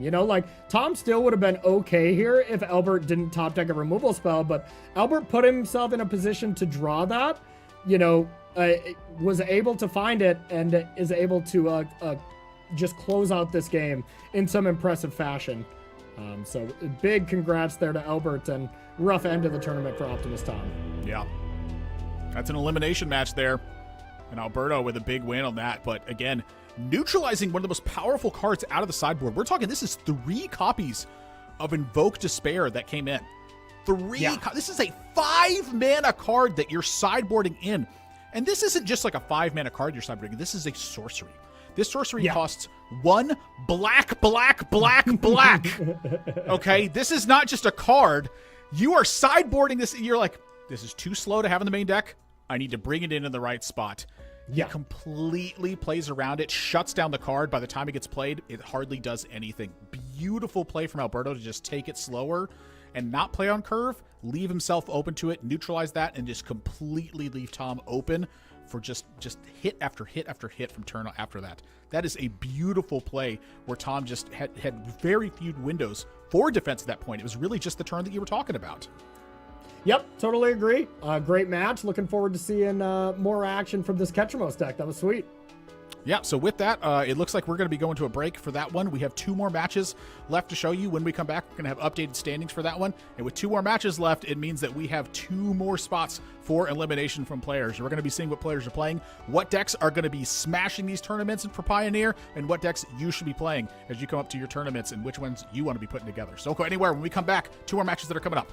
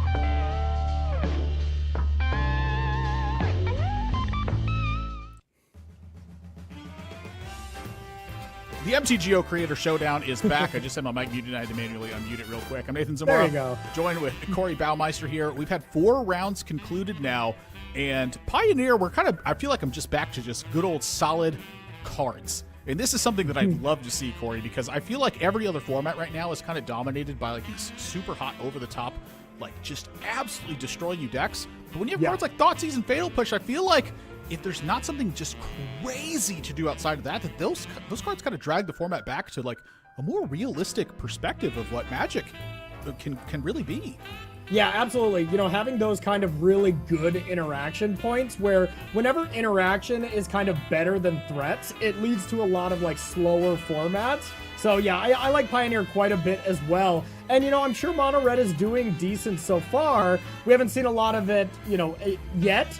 But that's the one deck that speeds up the format. But if that's the fastest deck in the format and you play a bunch of removal to interact with it at every single point, you can just forcefully slow down the format. So yeah, Pioneer is great, Nathan. And it's always just nostalgia drips of decks that we used to see in Standard that get ported over here that were maybe not good enough in Fetchland, Shockland, mana-based style formats, because that kind of changes everything once you get to Modern. So when you eliminate Fetchlands, you get to really, you know, go back to 2-color decks and stuff like that. You mean when you take out the most powerful lands ever created, which you could argue are better than dual lands even, the format changes quite a bit. You know, believe it or not, expert role in action right here. I know, you heard it here first. Some hot takes. I mean, it's so crazy. Seriously, like when you take out fetch lands, that how much of it actually changes, because these were preemptively banned in Pioneer. And I remember when that happened, we were like, what on earth are you doing? What am I going to do? I literally have 40 fetch lands in my collection right now. I've been using these in every format since these were ever created. And, you know, when I look at my polluted deltas, for instance, these things look like they're barely hanging on anymore with how many games that these 4 polluted deltas have played. My Misty Rainforests are the same. Use them so much, bro. They look like Misty Rainforests at this point. Yes. They are water damaged. I kind of take a look at them, and it changed the way that Pioneer got played, because you had to plan out your decks so much differently. And then again, peppering in the little interaction of like having Fatal Push there, having these small little 1-mana removal spells and these 2-mana removal spells, and planning it out for where Shieldred is like a premier creature that gets played in Pioneer. It really changes the scope of things. Our standings are ready now after we've concluded 4 rounds of Pioneer, so we can take a look at this now and see the players that are on top after 4 rounds. And Benjamin Wheeler still hanging on. We see Mattia Rizzi, who's also still hanging on, as well as the 4-0 we were talking about him that was here, and Alberto Gypsy. We just saw him as well, now sitting at the 3-1 after playing an elimination match. Caleb also sitting there at 3-1 matchup here. I feel like now as we're starting to move along, this is where things are starting to get more brutal, because this is a double elimination Swiss round format with 6 rounds. Yep, so everybody in 11th place or higher is still in the tournament. 12th and lower, they're all eliminated. And first, second, and third, they are already all locked up here to be able to get something, no matter what in this. And the last event that I cast with you, I know there was one in between where y'all had a blast playing some Vintage, but Mattia Rizzi won that one in that crazy, you know, last second timeout to min-win, you know, so was about to lose, but the clock came in and Mattia Rizzi ended up winning that event. So just already poised to do it once again is really cool. The other thing I want to kind of give a call out here is 7th place. We have Claudio, who is, you know, a very, very prolific Pioneer player, has, you know, their favorite format by far, usually plays Niv to Light is kind of their go-to deck, where they're just playing all the colors, Niv Mizzet, go over the top. I believe is playing a Dimir Dragons deck, which looked pretty spicy as well, and doing quite well with it so far. And so with that, it's like Dimir Dragons. We just had a new set come into the format as well, and I feel like with a new set coming in, with it's as powerful as some of the cards look, I feel like it's going to take time to figure out the way that dragons kind of sit into the format, because so many of them feel they're so deeply synergistic. Like, these aren't cards that you just feel like you stick them into a deck where it's like, oh, this is a perfect card, it replaces this one.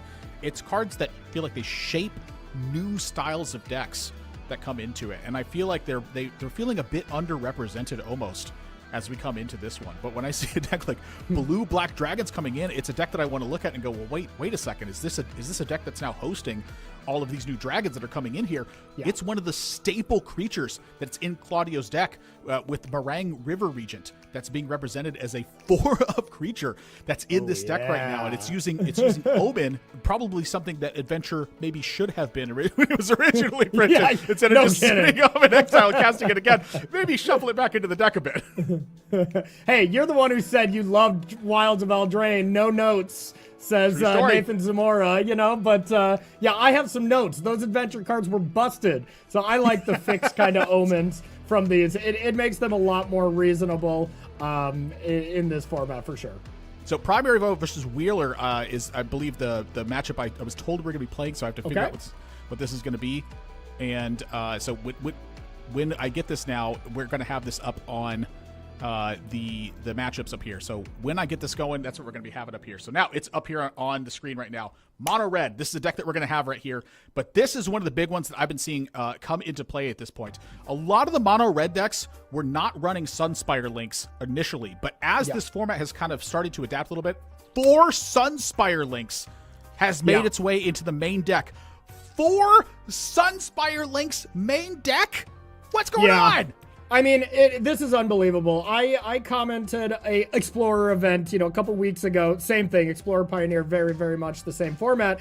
And there was 9 of these mono red decks in this 55-person field.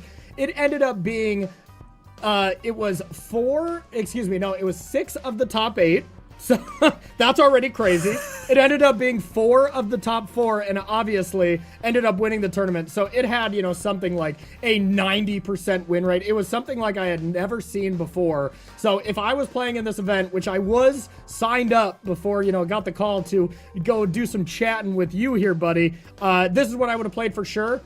And I think the deck is incredibly powerful. You have the hyper-aggressive starts with the Mice package. You have the Screaming Nemesis, and then you have this way to kind of finish the game off late with the Sunspine Links to deal a bunch of damage. And then El Gran Boa's list plays for Bone Crusher Giant. That is maybe not necessarily stock, but is still just a phenomenal Magic card. I feel like when I see 4 Bone Crusher Giant, this is a nod to the fact that you have 4 Sunspire Links. You have to be able to make up for the fact that you do not necessarily have every tool you need. You're going to have Bone Crusher to be able to make up for the fact that you have a card in your hand that's very often not going to be in play all the time. Like, you need to grab a card that you can play on turn 2 and do something, and then play on turn 3 and do something, because you have a Sunspire Links in your hand. Yeah, so you can't necessarily just a curve filler.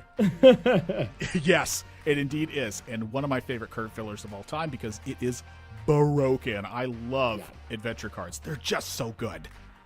Yeah, it is really, really strong. And the one thing you see is no Monastery Swiftspear. Get out of here, Swiftspear. No longer needed.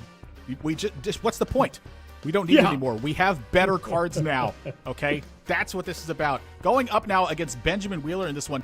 Mono Blue Rona combo. And wow. Corey, I tried to talk to you about this deck the other day. Yeah. The only real benefit I could see about playing a deck like this is that it also has an ability to kind of go a different direction with it. Like, sometimes you just draw Storm Chaser's talent and pop off. I couldn't really find exactly what the major benefit of playing this style of deck was, other than just the fact that it was a combo deck. Yeah. But what is the alternative to playing this combo deck versus another? Yeah, there's just not that many combo decks in Pioneer right now. And, this looks to be pretty powerful. The interaction with Retraction Helix and Rona, will allow you to win the game here over some convoluted lines. But I can't imagine this is the matchup Benjamin Wheeler wants to see. But I don't have a ton of experience with this mono blue deck. This is a deck that by no means is a popular deck. But with the inclusion of Stock Up being one of the best blue cards we have ever seen, I would say maybe a fixed dig through time. This deck just looks really, really cool. And I hope Benjamin can stand up to the power that is mono red, because it's Benjamin at mono blue. And then we have mono red from Ramboa, and then we have mono red from Mattia Rizzi. So it's mono red against Benjamin here for those undefeated spots. It's funny that you call Stock Up a fixed dig through time, because a lot of the vintage players are saying that dig through time is a weaker Stock Up. Yeah, and that's what I kind of think. You know, there are times when Dig Through Time is better, but the large majority of the time, you want stock up because you're not getting your graveyard filled that quickly, especially in Pioneer. So stock up. I don't have time to fill my graveyard and to cast Dig Through Time. I want to cast stock up and have good cards in my deck. Exactly, and the only deck that does the kind of delve thing from the graveyard is Phoenix, and Treasure Cruise is better than Dig Through Time. So Dig Through Time does not see a lot of play anymore in Pioneer. I don't have time for either of those right now. Give me the stock Yes. up. I'll get the job done myself. Benjamin Yes. Wheeler, I think you might be onto something here, because this deck has a lot that's going for it right now. I can see like where it could be pop-off potential in this one. I just fear for how vulnerable the deck can be with this one. But right now, Benjamin Wheeler is hosting a big record on this one. But now, up against Mono Red, I'm curious to see how this deck can get it done. I'm looking at the sideboard. I see some potential here, but I'm still worried about it. But, you know, here's the thing. I worry a lot. Now, is my worry stress? The answer to that is no. But am I still worried? The answer to that is yes. I'm very often worried about things. It just doesn't convert to stress that way. However, I'm still kind of curious to see exactly how this deck can get the job done, because there's two things about this. The second one is going to be that this is Magic Online. And just as you were saying earlier, there's a clock. Yeah. With Magic Online, you have to win your games with a clock. If you're taking your time planning out all your turns and things are failing and you have to go through all the options and dot your I's and cross your T's, if you can't win within the clock options, you lose the match. Yeah. That's exactly what happened in the first one that we had here. If you can't get it done in one of these matchups because your spells are getting burned out and you can't combo off, that's a big problem. Yeah. That being said, this deck can combo pretty fast. You know, I mean, the way that you do combo with this blue deck is your Valley Floodcaller, you get Rona in play, you have a 0-drop, like a Mox Amber, and then you Retraction Helix on your Rona, and you bounce your Mox Amber, so you're replaying this spell every single turn, and then you untap with the Floodcaller, you make one of your creatures gigantic and get in there. So that seems like a lot, but as the game progresses, you're just naturally playing these creatures. But like you said, there's those burn spells to be able to interact. So there's going to be a lot of pressure on the 1-mana removal spells from the mono red side. So we're getting into it right now. This is game number 1. Both players sitting at 4-0 records. So the stake at here right now is whether or not you can host a 5-0 record right now. The perspectives are a little bit flipped on hands. We apologize for that. We'll get that fixed as quickly as we can. Benjamin Wheeler is on mono red. I'm sorry. Excuse me. It got you too. There you go. Yeah, they did. It's the perspectives are difficult to deal with. Let me tell you, your brain, it does something else to you. Even when my brain is like, ha, I know exactly what to say. It spits out different words. Benjamin Wheeler is on the mono blue combo deck with Rona. Yeah, absolutely. So Benjamin is on mono red. I feel like Benjamin very much had to be on the play here. I think that is super important against red because, well, we see the god start here from the red deck. The best thing that you can be doing is Heartfire Hero into Manifold Mouse, ends up being extremely strong. You know, there's a lot of really good draws from this red deck. Kamano faces Kakazan into Emberheart Challenger is still good, but this is still my favorite play. You get to get in there for 4 damage on turn 2, which is already powerful. And if your opponent doesn't interact with this, 1 Monstrous Rage, and we could just be lights out here as soon as turn 3. Well, I have bad news for Benjamin Wheeler. There's very little interaction with this in the entirety of the main deck. Yeah, not a lot of interaction. You know, you have this town ain't big enough if you can get something into play, but all the pieces of interaction, bounce is not good against red decks. It never has been, and it never will be. Can you even, this town ain't big enough? It's literally, you have to use your Mutavault to do it. Can you even use that? 2 non-land permanents. You can't even use that right now. I'm not sure you can, but yeah, I'm saying that's the only piece of interaction that you can have, you know, and that is not great interaction here by any means. I mean, Wheeler... Here's the thing, Wheeler, no, he can't pop off next turn. He doesn't have Arona with instant speed. Yeah. I think this might just be lights out. Yeah, I don't see any way to give that Rona instant speed either. I guess. There's the Valley. Yeah, you actually... I believe you can actually win here. I mean, this Valley Flood Caller is gonna get destroyed, but you can Retraction Helix on this Flood Caller as well, and then play the Mox and get things going, so you don't need the Rona. So right there, Wheeler could have untapped, Retraction Helixed on the on your Flood Caller, played a Mox Amber, get the loop, make the Flood Caller infinitely large, and attack. But with having a 1-mana removal spell for it, nothing Benjamin Wheeler can do.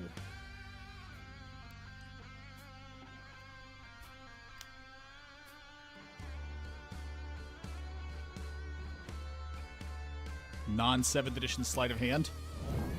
Not my favorite. Yeah, I can tell how you feel about that by how you said that for sure. So now the tough spot. We just see if we want to target the large hero and try to maybe give it double strike or maybe give it trample. Or what I think I like more is target the other Heartfire hero, the small one, give that one double strike, get in there, and you gotta think, like, this is an open deckless tournament, so El Gran Boa is just thinking, what can you possibly have? And to me, it really looks like Animate Mutavault and block. That's like really all we got going on here. You can Animate Mutavault, Retraction Helix on your Mutavault and bounce something of your opponent. That's also a play, I suppose. Yikes. It's all so sad. The options are not great for Benjamin right now. This is a lot for very little. Yeah. 4, 7. Okay, that would put him down to 2 already. So this Bone Crusher Giant is just lethal if it's timed correctly. And you don't even have to time it correctly. I'm looking at the list. There's no counter spells whatsoever. So we're just going to be able to stomp here and get it done with. And now we see Wheeler's hand. And Wheeler was ready to be stocked up, but not enough time, that's for sure.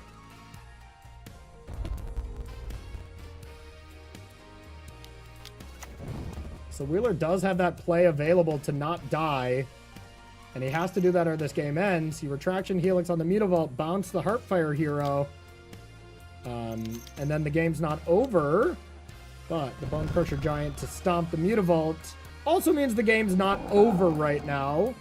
Benjamin will get one more turn, but without a creature that's been in play or a hasty creature, you just can't win the game on the turn from Benjamin, even though he's so stocked up. Yeah, well, you're not stocked up until you actually do it. That's fair. That's fair. Yeah. If you can't afford to be stocked up, you can't be stocked up. That's really the key. So I think that's a point where they're making. But I think this really demonstrates exactly one of the key points of why Mono Red is such a powerful deck is in pretty much any situation where you're playing something unique, it can do that. But that not only demonstrates why Mono Red's so powerful, but why cheap removal spells are so powerful to begin with, is no matter what situation you're in, if your creature's not like hexproof, like all those Bogles were, or whatever, that I hated those things that Tom Ross always played. If you're not in that situation, your removal spells are so good that that's what ends up shaping a format. And that's one of the reasons that, again, demonstrates why Heartfire Heroes is so good. You take care of it after it's grown a little bit, still doesn't matter. It does its damage equal to its power. It gets its value anyway. It's like it always has Berserk attached to it. Yep, pretty much always gets to do some damage. And Mono Red, historically, on a week 1 format, you know, when a new set comes in, it always overperforms because everyone's just trying stuff, right? Like, you're trying new decks, you know, you're trying to maybe play this bigger, flashy, cool, over-the-top combo that you see from the new set that it enables. Mono Red doesn't care about your cool, flashy combos. It just kills you, you know? And that's true for, like, a normal Mono Red deck. This Pioneer Mono Red deck is special, and I would not be shocked if it ends up being just the best deck, full stop, and ends up being maybe the next big Pioneer event we see. It's just 40% of the metagame or something like that. It's that powerful, and it's very difficult to play against, and it would have been what I would have played for sure. Gosh, this hand. It just looks so gross. Like, I mean, sure, Benjamin's hand, it's got some more stuff going on, but I mean, just look at El Gran Boa's hand. Like, it just looks so brutal. The only thing it's missing is a Manifold Mouse. But Is it missing that though? Be honest. I mean, it would be better than the second challenger in hand. Manifold Mouse on two, Heartfire Hero into Manifold Mouse is still the best combination. It doesn't matter what else is in your hand. You want to start with that. It complements the rest of your hand so well. But challenger is still totally fine on turn 2, you know? Totally fine. I think it's missing a third land right now, but Yeah, that's fair. But that's the thing is Emberheart Challenger with Monstrous Rage on it helps you find land 3 as well. So, I mean, Mono Red does it all. This is disgusting. Yeah. And against a deck like Benjamin Wheeler's where, there can be some interaction, most of the time I'm just jamming. The only time I want to hold back is like on those turn 3 where they can play that Flood Caller and then win, the following turn. That can be a little bit scary. But outside of that, use your mana as efficiently as you can from El Gran Boa's side. El Gran Boa's going to go with Kumano faces Kakazan and the Heartfire Hero here. So it says, I want more power on the board. That's the only thing that he is concerned with right now. So Emberheart Challenger, yes, he can get more, but if he draws a land, it's going to get even more, is I think the perspective from El Gran Boa's side of things, where from our perspective of things, we could also play Emberheart Challenger, try to get in play right now. It's really unchecked from Benjamin Wheeler's side of things. Like, when we look at Benjamin Wheeler's sideboard, Aethergust is there. There you go. You saw what I saw. That's it. But that was El Gran Boa. That was El Gran Boa playing around Aethergust there, because if you just jam Challenger and it gets gusted, it's so much worse than playing Heartfire Hero and Kumano faces Kakazan and getting one of them gusted. So it was playing around that one card. And so to us, the play looked worse by doing the 2/1 drops, because Emberheart Challenger would be technically better, but it was definitely the correct play from El Gran Boa. So big respect. Once again, he is a phenomenal player who has been kind of dominating Pro Tours as well. This is a really nice one here from El Gran Boa, too. I mean, how many players jam a haste creature afterwards? Yeah, right? No kidding. Gonna let the Heartfire Hero trade off here, it looks like, as well. Yeah. Wow, this is some discipline here. I like it. Very, very disciplined player. This here. is discipline. You do not often see this from a Magic player. Yeah, and it makes sense. Once again, just think if you were to play this Challenger, it gets Aethergusted, your Otter gets Prowess, and now you have these 2 Heartfire Heroes that can attack into it. So El Gran Boa was playing around the worst case scenario there, and it was totally reasonable play. Ooh, Bottomless Pool gets drawn. Storm Chaser's talent for sleight of hand to get back. Yikes. Both of us are saying the same. We're like, that's not good. I mean, this game could easily be over here, So 2 prowess it could triggers. Like almost end this turn. 5, 6, 7, 8, 9, 10, 11, 12, 13, 14, 15. I'm counting 15. Kumano faces Kakazan is 16. This is exactly lethal. Oh my gosh, the land getting hit from Emberheart Challenger. I lied. Sorry, it's 17. It's 1 over lethal. I forgot about the prowess from Kumano. So my bad, y'all. I got my quick math wrong. This should be 17 damage to be just straight GG here. Impressive. That is monstrous. And again, see the picture on Monstrous Rage? That is why everyone tried to calm Paddington down. Okay?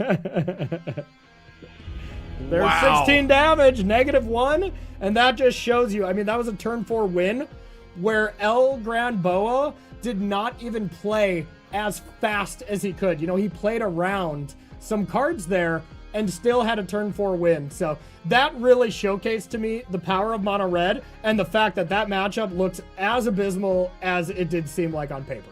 Oh, yes. Yeah. I think that when I look at that deck now, what I see is that Benjamin Wheeler's deck is set up really well to punish decks that aren't mono red, and is gonna just dice to mono red.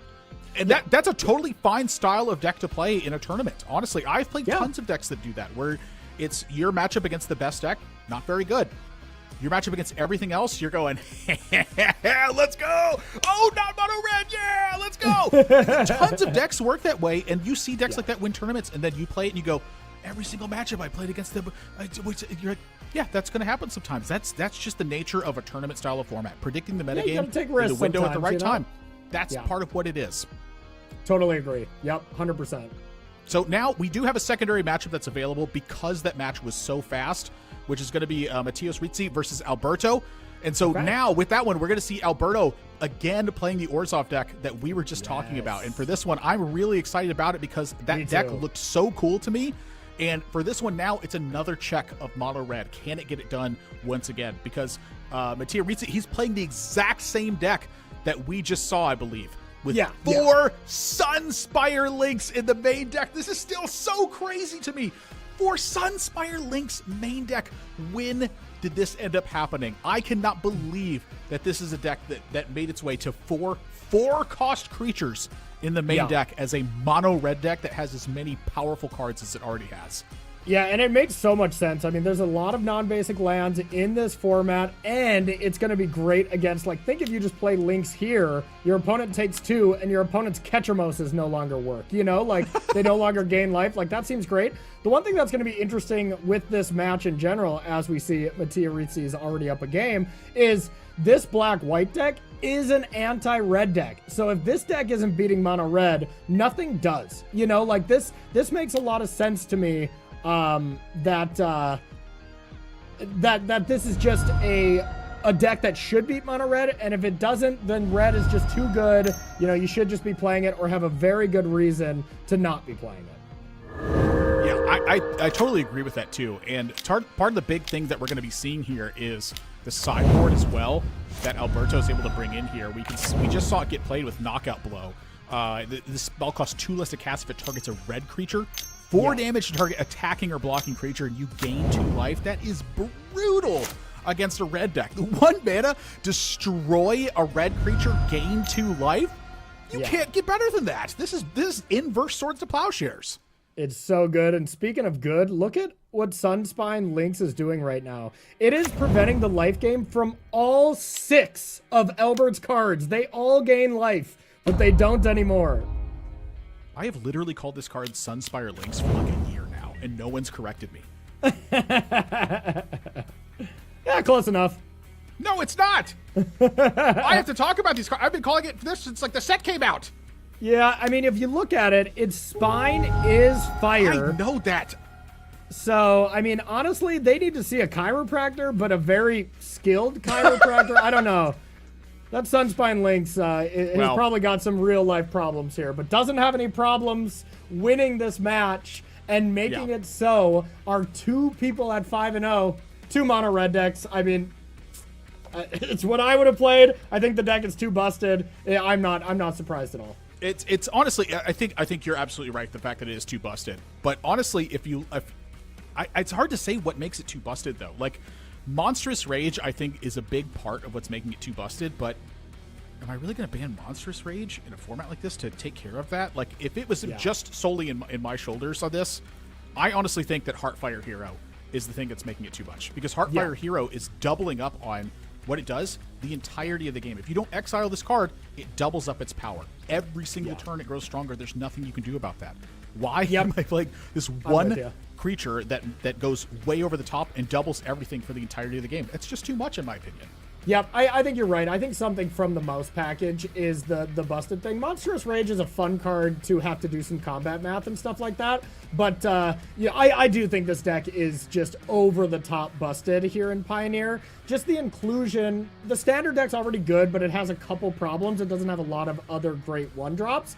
But when you get Kamado Faces Kakazan and Mutavault into the mix, you know, this deck just really has no problems in Pioneer. But I'm with you. Heartfire Hero would be the public enemy #1 for me too. Yeah, I think so with it as well. So we're going to end up taking a break with that one. It was obviously a very short one, 2 red decks, but you know that's ends up what's being left when you get to the top ranks of the Pioneer format right now. It's a brutal format. Corey's been talking about it the entire time, and frankly, it is what it is right now. Matthias Rizzi with a 5-0 record now with that one, which means that we have to go to another break. And when we come back, we're going to be seeing who's jumping into it now with the most powerful decks as we coming into our last and final spots here. So don't go anywhere. We're going to be wrapping things up pretty soon here at the MTGO Creator Showdown.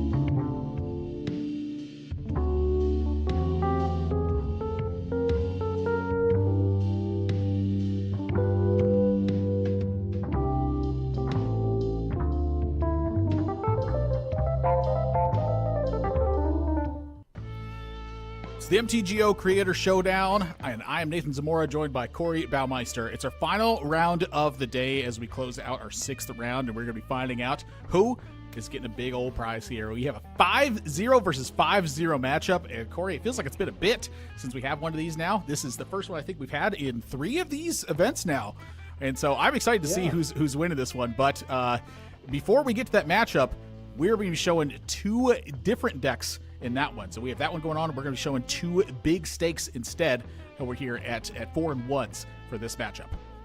Yeah, and 4-1, still a huge deal. You know, you either lose the match and you still get a ton of value, that 500 play points, 50 treasure chests, and a set, still a great amount of value.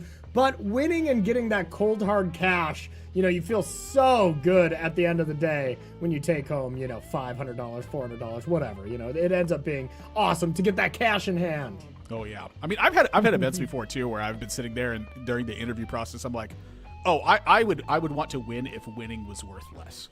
Like, I have certainly felt that way about events before at this point. So we have 100%. Claudio versus Lucas Giggs. It's going to be coming up in this matchup. And the Blue-Black Dragons, you know, I talked about this earlier. A new set is in play for this. How long is it going to take till we start to see them? And for this one, Blue-Black Dragons has come into hand for Claudio in this one. And I'm very excited to see how this deck has played out now, because sitting at 4-1, it's obviously been getting some work done. On the other side of things, he's going to be going up against Lucas Giggs, who is hosting a Rakdos deck with, I'd say, a couple more cards that are peppered into the matchups that are going in with it. I'm getting word that we're going to be having a little bit of a change. So I'm going to be getting word that's happening with that one. So instead, Claudio versus Wheeler is going to be what the matchup was. So a little bit of a slight error that's going to be happening in that one instead. So with that now, it's going to be Claudio hosting Blue-Black Dragons versus Wheeler, who is playing the mono-blue Rona combo that we just saw get absolutely trashed by mono red earlier. So instead, we talked about this matchup and how it was good versus perhaps decks that weren't mono red and what it could actually do. So with that in mind, let's go take a look at Claudio's deck and what has it got? Can it play the same style at all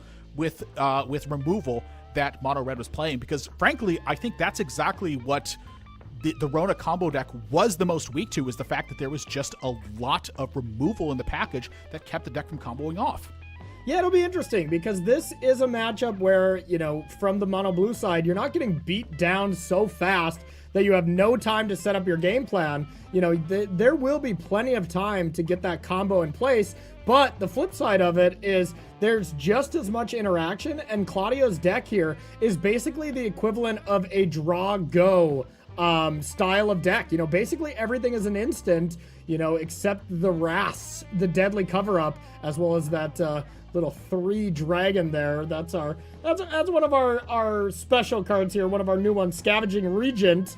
Maybe not programmed in for the graphic yet, but it's a secret. Yeah, it's a secret card here, but able to, you know, be a good sweeper against non-dragons. We'll see if that actually stays in, but draw go game, and you're still going to be able to counter all of these combo pieces from Wheeler's side. So we'll see. This is definitely a better matchup for Wheeler than the mono red one was. I'm confident of that. Yeah, hosting 27 land in the deck, and a lot of the reason for that is because a lot of the lands are utility, but the 3 cards that you see that you can't see right there, Scavenger Regent, a new one from the new set. Exude Toxin is the Omen card, X black. Each non-dragon creature gets -X until end of turn. Sorcery, Omen. Then after that, 4 mana 4/4, Ward, discard a card. That effect, not so relevant, I'd say, in this mono blue style of matchup here. A card that, frankly, is probably getting sideboarded out. But from Benjamin Wheeler's side, we saw what this deck was about, the mono blue combo, and there's a couple of little ways you can tinker with it, and I would say that really the one thing that this deck, I would say, has for it in the matchup that I think could play like a big factor is perhaps nailing a Narset out of nowhere and having that really play a big factor in the matchup. I feel like Narset could make a big difference in the matchup if it's able to stick on the board and disrupt some of the way that the card draw could work. I feel like I'm having trouble seeing really where this deck is going to grab a ton of footing unless I'm just underestimating how powerful this deck really is.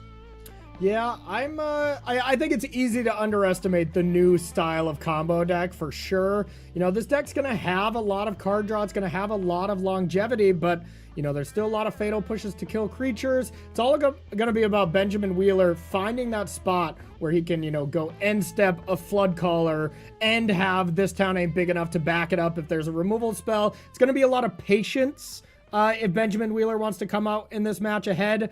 To be able to play around all the interaction that Claudio has. And Claudio has the good advantage of just saying, all right, draw go, and I'll react to what Benjamin can do. So should be a really interesting matchup.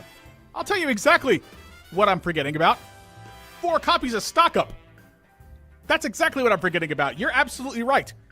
I'm forgetting about the new style of combo decks. 4 copies of Stock Up? How could this deck not be powerful? You're absolutely right, Corey. What was I thinking? Mono blue combo. This is like one of the roots of where I came from. This is one of the things that helped me shape my footing in Magic was playing high tide combo decks, and my opponents playing these brutal counter control decks, and I'm like, you think I care about this? You think I care? I got a Thawing Glaciers in play. Okay, this is gonna be so. People would be like, "Oh, Thawing Glaciers, it's gonna take him forever to win." And what I would really do is I'd untap this Thawing Glaciers twice in one turn, and they'd be like, "Oh my god, he's got so much land in play." And I'd be like, "I haven't even comboed yet." All I did was use a couple extra spells that I'm not gonna really need later. That's fair. You know, my more reasonable mana combo deck is I played a lot of Wilderness Reclamation to generate a ton of extra mana. That's about all as I did. I didn't do a lot of high tiding back in my day. That was a little before my time. I love Wilderness Reclamation. That's another one that's absolutely brutal and unfair. What was I thinking? Yes. I'm glad we both love really, really busted mean cards. You think I want you to be able to have fun? No fun. All right, so the one thing that is really nice here from Wheeler that we are seeing the power of is being able to play a Mox. You know, Moxes are obviously very, very powerful, and, you know, being able to take advantage of them is awesome. Look at this mana advantage we already got. Even if the Rona died right away, you still got a mana advantage, so that is going to be some nice stuff to keep an eye on. Good sequencing from Benjamin Wheeler. If you play the Mox first, you get to use the mana. Play the Mox second, Claudio gets to Fatal Push in response. You don't get the mana. Yeah, absolutely. So now we can easily see the line here. Oh, nice defensive play here from Benjamin. Benjamin could have just slammed land 3 and played Stock Up, but this Solemgar's Scorn, of course it's just a hard counter spell when you have a dragon, but if you don't, it's just that classic Force Spike. So that would have been an easy play on the Stock Up. So very good defensive play from Benjamin to not just run right into that. When you don't see a dragon revealed on the Caustic there, I feel like you have to have an idea like, wait, maybe there's not a dragon in hand. Caustic Exhale was +1 mana.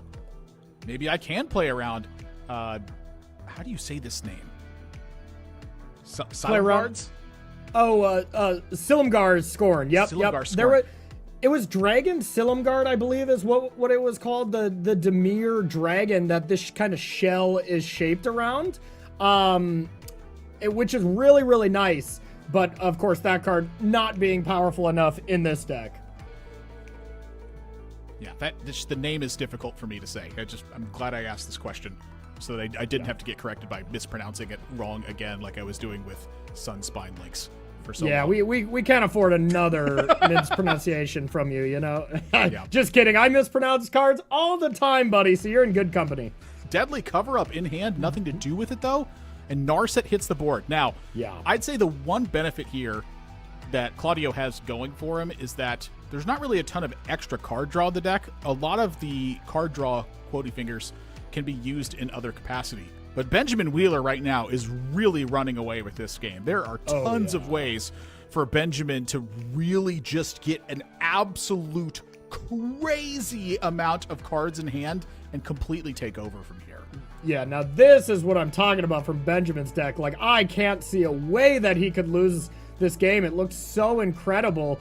Being able to I mean, just the value that you can generate with This Town Ain't Big Enough on your Narset that's been used up and a trainer or a talent or whatever. I mean, if you think about that in the grand scheme of things, you are getting a reactive Narset, which is 2 more cards, plus you're getting one of your other card advantage cards back. So your This Town Ain't Big Enough is 2 mana to draw 3 cards, essentially. Ends up looking incredible here. And this game was really decided on the fact that the Silumgard Scorn couldn't reveal a dragon to kill this Narset. Now the card advantage is just way too out of control from Claudio in Benjamin Wheeler's favor. Silumgar Scorn, the difference between it being a force spike and it being a counter spell. It's big. It's night and day. Yeah, this game is about as close to over as you can get. Yeah, as close to over as it can get with a game that's also going to last 5-6 more turns or whatever. But no, that's not true. It can, of course, end very quickly. The combo is in hand. So if we have that Flood Caller and we Retraction Helix on either of the Otters, then you use one of the Otters to tap, bounce your Mox Amber. You play Mox Amber, Valley Flood Caller will untap your Otters, rinse and repeat, do that infinite times, and each time your Otters get a +1/+1, and then you attack for the win. So that's the combo. It looks like Benjamin is just trying to set it up and make it as safe as possible, but we could be all ready to go next turn for that combo. Still patience from Wheeler as well. Flood Caller's going to be here with This Town Ain't Big Enough to protect. Yeah. So I think if Benjamin goes for it, we're all set here. And I also think it's pretty comical how bad Claudio's Field of Ruins are in this deck too. Or in this matchup. Oh, they're atrocious. They blow up all Mutavault. islands. Yeah, they take out Mutavault. Yeah. And it's brutal because sometimes you need your Field of Ruin to die so you can trigger Revolt to kill Valley Flood Caller. So that takes away an element of Claudio's deck here. Oh, you're right. That's actually like a real thing the deck utilizes. Yeah, and you can't even like destroy one of your own lands or get cute or anything like that. So, this is a great deck at triggering Revolt, but unable to do it right now.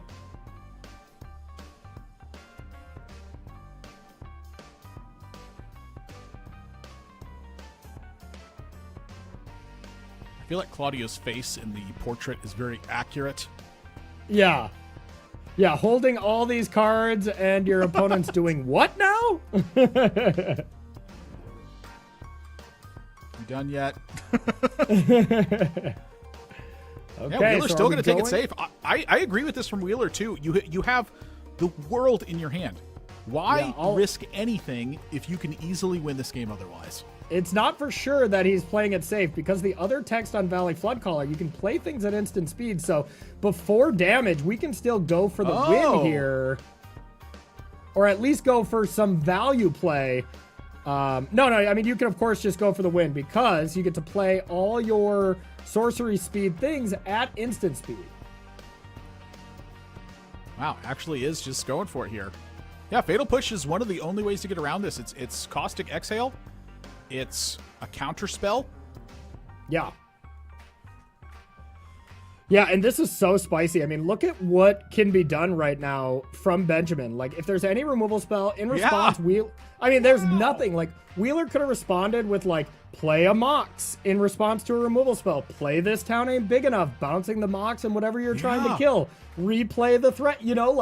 There is a lot of play that Benjamin could have done that turn. When you have that much of a mana advantage. So that looked awesome. I'm more here for Benjamin's deck now. Against Mono Red, I'm like, this doesn't look great, but that looked awesome here. Yeah, because of the way the Valley Flood Caller just turns it completely flips the script on this now, where everything was having to be done on your turn. Instead, now you get to wait until the last second to do everything, and every time your opponent wants to do something now, you can go again. And you can go again. As soon as you get the card advantage factor going, suddenly this mono blue deck now turns into, I'll just start comboing again. You want to do something? I'll just do it again. You wanted to kill this key piece here? I'll just start doing it on top of that in case then. Yeah. That is It's such really a beautiful way to sweet. do it. And that's a lot of the Narset there, too, digging 10 cards deep into the deck. That's so brutal to try to shut off a combo deck when it's drawing 10 cards deep into the deck and then stock up on top of that. We're talking this deck got 20 cards plus deep into the deck with what was it, 15 mana? Yeah, looked really impressive, and it was all about not having that dragon to reveal to be able to counter that Narset. That was kind of the big point there. But yeah, Benjamin Wheeler's his deck is really cool. It is taking a lot of things from the Teamer Otter deck that we kind of saw that is extremely powerful in Standard, and one of my favorite decks as well, man. If you can ever get a chance to try that one out, it is a blast. Valley Flood Color joins the party here. This is Jace. Jace Reawakened. This is a card that I feel like I have never been able to play this card and have it activate. Yeah, it seems so sweet, but same. I have never seen this card pretty much ever get cast. So can't be played this turn, but as far as next turn, it can be all online. And pretty interesting. A very cool design of a Planeswalker, to say the least. Cycling Shark Baby Typhoon. Shark, do, baby shark. Oh, excuse me. Sorry, I'm a new parent. When I see a 1/1 shark, I think baby shark. That's all I can do. Well, I'm sorry you have to go through that. But I at least put all the viewers through it as well, so we can all go through it together, This is looking like Flood Color in response. Yeah, might as well play your good card before it gets taken to Thoughtseize, but then the Dispute gets to clean it up nicely. So, Claudio, everything is looking a lot better for him this game. Oh, yeah, this is much cleaner.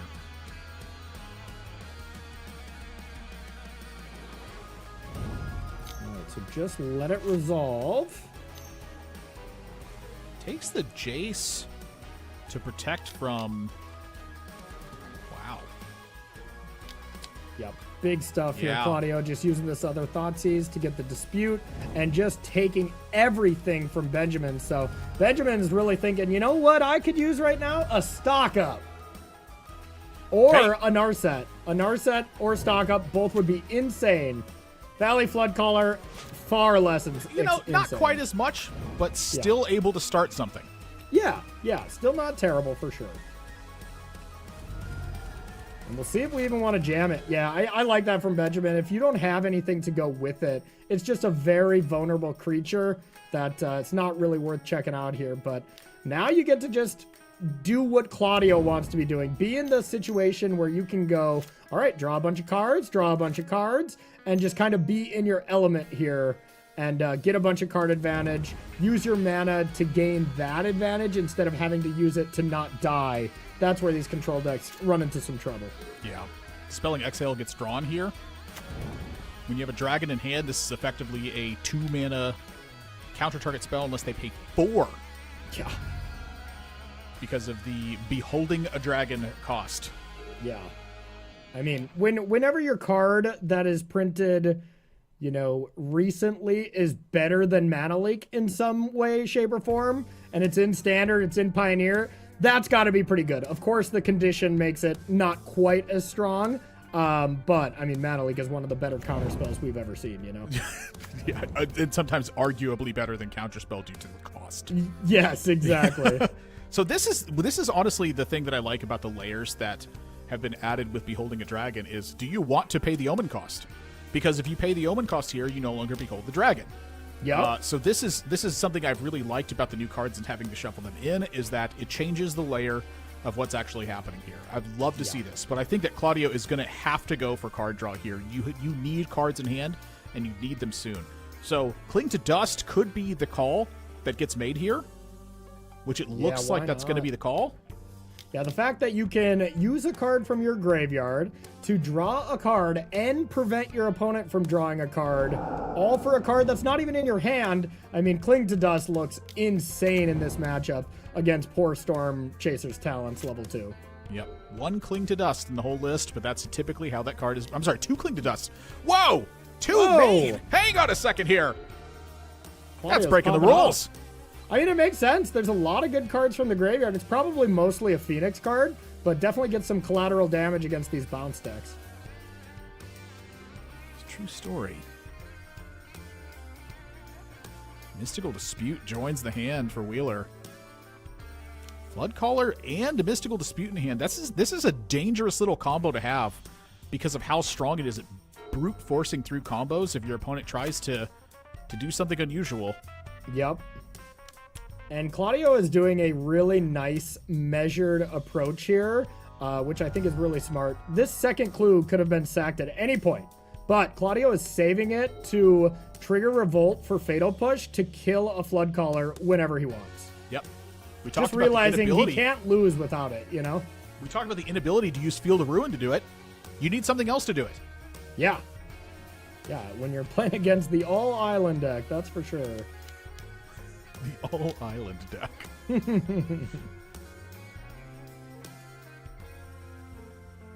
Another solid play here from Claudio, waiting until he has 3 mana left over so that this powerful blue card draw effect doesn't get disputed.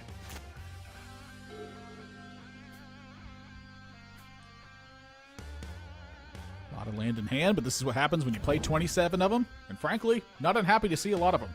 Yeah, no, you want to make your land drops every single turn when you're playing 3 Shark Typhoons. Eventually, you just go, okay, well, end step, make a 9/9 and draw a card. You going to do anything about that? No? Okay. That's a Surveil over the top? With the sewers? Looks like it. Looks like it. Ooh, that's never a good sign. Well, for Wheeler, anyway, it's not a good sign. Yeah, and this game is just fully slipped out of Benjamin's hand here. You know, these control decks just tighten the grip over and over. You know, every turn that passes, be like, all right, you know, you can do a little less now, a little less, a little less. All right, now that you can't do anything, time to start attacking with Hall of the Storm Giants or a big shark, any kind of win con that you can. Claudio's main MO is just not die, not die, not die, not die. Okay, I guess I'll win. Yeah, this is the hallmark of control decks. Trade everything right away. Oh, yeah, okay, let's see who top decks better. Exactly. The tough part is trading everything right away. Exactly, yeah. You got to make sure your stuff lines up against these decks, and once you can stabilize and your opponent doesn't have any good cards in hand, then you can usually take it down. But this is going to be pretty brutal. The turn 10 Mystical Dispute getting a card always feels bad.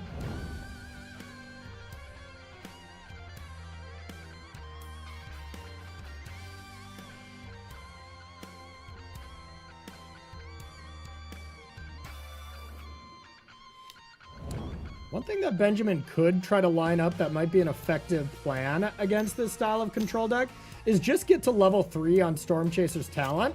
And at least when you play spells and they get countered, at least you get an otter to come with them. So that seems like a nice little play for Benjamin, you know, next game.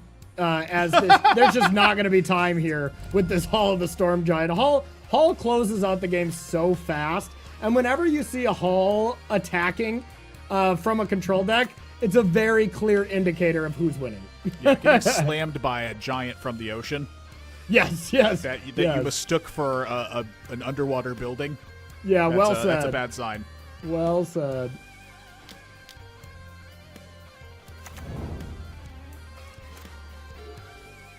And just look how much land there is in play. My gosh. Yeah, we are officially doing it here, and now we'll see if Claudio goes for the kill and just animates the Hall, or just says, you know what, not worth the risk. I'll just cycle a shark, kill you next turn.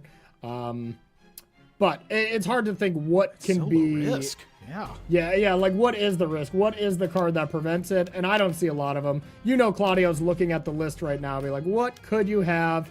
It's just a chump blocker, you know. So we'll get on in there and move to an exciting game 3.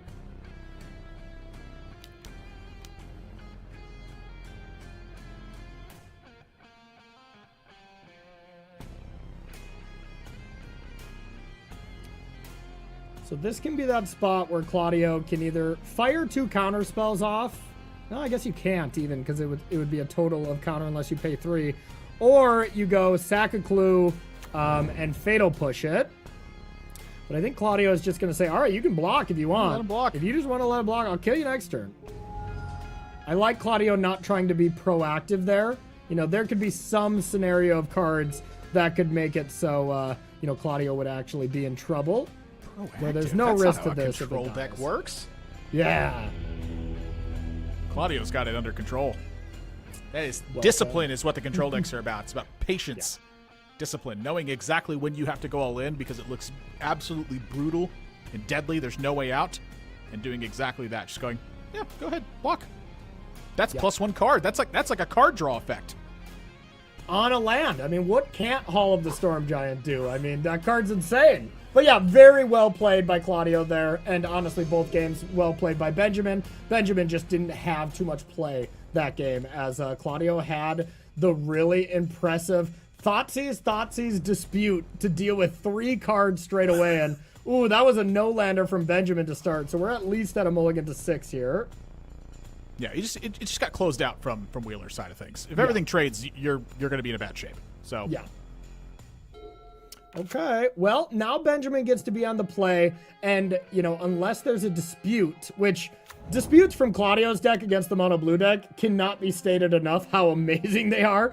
It's just the best card you can have, but without being a dispute here, you get Rona online, and Claudio's got to deal with this. Eventually, Rona just really does some solid damage, and I see no removal spell in sight here so far from Claudio. 2 Silumgar Scorn. Deduce. In case you need something. 2 Shark Typhoons. You have the Behold. A lot of stuff going on here from Claudio's side, but an active Rona is a dangerous card. Yeah, and it's not card advantage, you know, it is just looting, so it's not, you know, the absolute worst case scenario, but it is still very strong. And now we do finally see the Solemn Scorn counter something. No reason to Behold and give that extra information out, as it's going to get countered either way. You know that's a bad sign when your opponent attacks you with Rona. Yeah, you know those cards are good in hand. You go, oh no. So now you can easily draw and discard the extra Rona if you want. That would seem to be the go-to play. And then, do you play a 3-drop, or do you wait to... This is one of the classic things we see from combo decks like this. When your opponent pretty clearly has a counterspell held up or represented, you wait till your opponent's end step, play a flash threat. If that gets countered, okay, untap, Windmill Slam, Narset, or it resolves and, you know, you're off to the races. Which one do you wish they would do? Like, if you got to choose Claudio's side from Wheeler's side, do you want them to counter it, or do you want it to resolve? Ideally, you want it to resolve and them to not have an answer, of course, but that's kind of magical Christmas land. I would want it countered so I can play and resolve Narset. It seems more important here. But it's close. I think from Claudio's side, you have to counter this. Things get so dicey if you let it resolve and your opponent can cast Narset at instant speed or stock up at instant speed, but we'll see. I mean, we do still have this Scavenging Regent to be able to clean up all the creatures next turn, so yeah, we got ourselves a game. March of Swirling Mist gets drawn. Ooh, that could be a good one. March of Swirling Mist phases out creatures. Creatures. Anything that Claudio does to try to shut down this board can get shut down by Wheeler's side with just a single blue mana and then cards from hand, or blue and X. This is so bad for Claudio right now. Yeah, really brutal. So Claudio decides to not even try to go for wrathing the board with the Regent. And, you know, is just going to have to start countering these spells. And with only one counter spell in hand, Claudio does not have the tools to fight this game. So you can counter one thing, and then you got to hope you draw some stuff. Yeah, I agree with countering the stock up here. I think that the counter is held to do one of two things, which is number one, counter a big draw engine, or number two, counter a retraction helix. That's exactly what I was going to say, was counter a retraction helix of the other side of it. But I think that the stock up or something like Narset's going to be more important. You have to stop Yep. them from finding the full combo. Oh my gosh, Wheeler is hitting the goods right now. I think Claudio is in a really bad spot. Like this has got to be like less than 20% to win by like easily at that point. Yeah, it's close. It's definitely close here. You know, these cards in hand are great. The Retraction Helix isn't fully comboed up yet. You know, we don't have the Mox Amber or anything to go crazy. So it's really going to be on Claudio. If Claudio can like sack this clue, find a Fatal Push, kill the Flood Caller, do something like that, then we got ourselves a game. But otherwise, I'm totally with you. Big advantage to Wheeler and this awesome mono blue deck. Tough discard here. All 4 cards are great.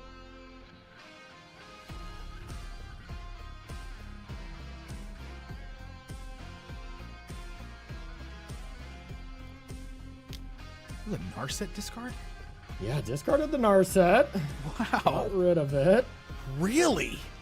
Yeah, it is a very powerful card to discard. And if you're Claudio, you got to think, okay, my opponent has 3 spells, and they're all good. So They discarded a Narset. I would be very afraid if I was Claudio. I am extremely afraid. I'm afraid, and I can see both sides. Now, with absolutely no instant speed interaction, I wouldn't be shocked to see Claudio go for one of these -X sides of the dragon, and then possibly could lose the game, you know? So I think if Claudio doesn't do that, it's going to be better for him, but it's tempting, and I wouldn't be too opposed to seeing him do it here.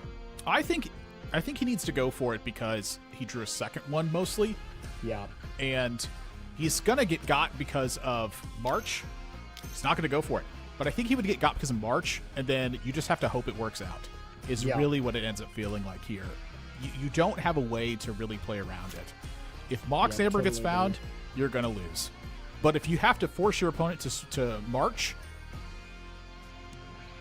and they don't get to cast Stock Up, and then they don't find Mox Amber, you're successful in the second one, it works. In this spot, we have to see if Wheeler's going to go for it or not, but he has the setup to absolutely win the game.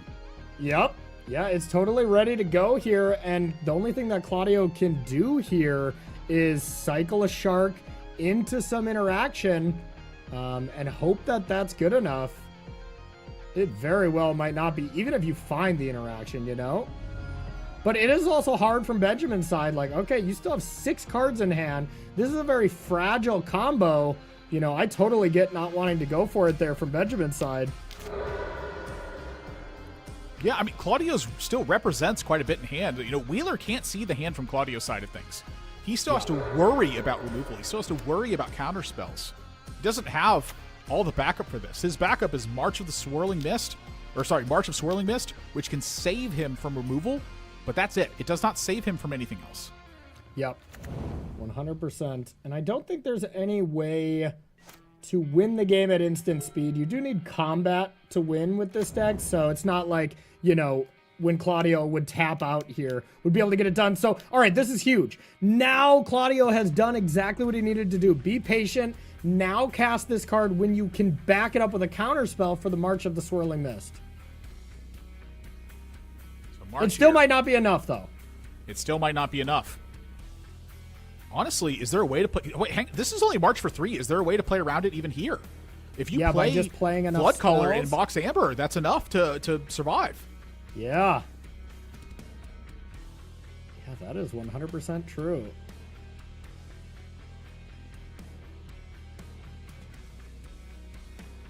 What are we doing here? It's very interesting. This is definitely going to decide the game. And one thing that I see, at least from my perspective here, is if we... I mean, this still might get it done.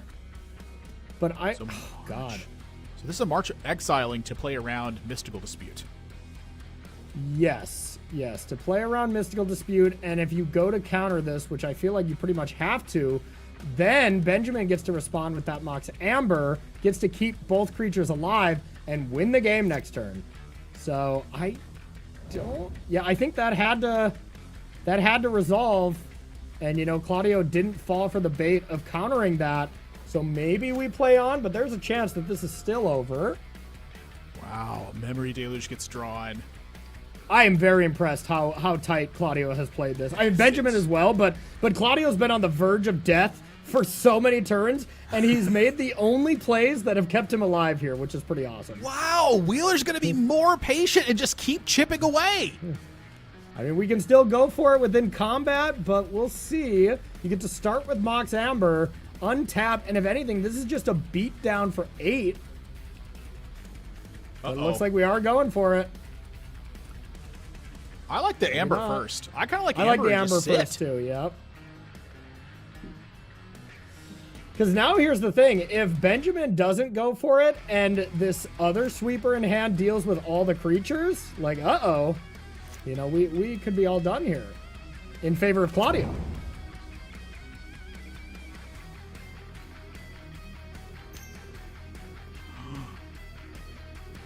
So Benjamin can play both of these spells. You have one floating? Yep, 1 mana floating just because the Mutavault's going to untap anyways. Correct. So this is going to get countered, and then Benjamin can go in response Loot with Rona or in response Deluge to try to find some answer. Stock up. Wow, even better. Okay, so Stock Up here can find Mystical Dispute for the win. You got 5 looks at Mystical Dispute or any counter spell, and the game is over on the spot. Otherwise, we're still taking 8. Mystical Dispute gets found! And that's game! Wow! This is insane! I can't believe it! Yes, Benjamin Wheeler played so tight to be able to line this up, and this was through a sweeper last turn, through a counterspell on the Retraction Helix, and we're going to be able to crack in for lethal here. We're going to be able to see the combo at the very end. Return that Mox Amber, cast the Mox Amber, untap, return the Mox Amber, cast the Mox Amber, and win the game here. Really impressive stuff by Benjamin Wheeler. Just an otter playing with a jewel at the end is enough to end everything. That is crazy. Wow, this represents why that deck was able to play so powerfully, is because of what it does in the face of decks that aren't pressuring it. Under the face of pressure and a little bit of removal, deck got slammed. Yeah. Under the face of removal, the deck was able to act resilient and continue turn after turn to apply its own style of pressure. Yeah. Every single step of the way. That was very impressive play and a very impressive deck to boot. Honestly, both players played. That was my favorite match of the day by far. I think both players played excellently. Like, I did not notice a single mistake from either side, and it just so happens that Benjamin was able to come up on top. So, yeah, really cool stuff, and that really was all about, if you're not getting pressured, you can line up these busted turns where you just play 5 spells. So really nice stuff. Congrats to Benjamin. And we have another matchup that is ready for this one, I was told. Is that correct? Yeah. All right, another matchup is ready for this one, so let's get into that one as well. This is our final match of the day on this one, so let's get into it right now. 5-0 and 5-0, and here we go. This is for the big bucks, Corey. Mono red versus mono red, and here we are. This is the deck that we talked about being the most powerful, and frankly, I wouldn't have it any other way. Personally, this is the deck that got me into Magic, was mono red, and I won my first tournament double fire blasting somebody. Yes, I love that. Yeah, some of the best players in the field as well. Terry Ramboa as well as Mattia Rizzi, both professional players, either at a time or currently with Terry Ramboa, and playing the best deck from both of them. You know, this mirror match is not maybe the hardest mirror match we've ever seen in our entire life. You know, like, it is not these kind of like blue-black tempo mirror matches, which can be very difficult, but there is definitely some play to them. You've got to make sure you are doing the math. Can I die? Do I have to be defensive? Can I interact? Do I have to risk it and go for it? These are the kind of questions you'll be asking yourself.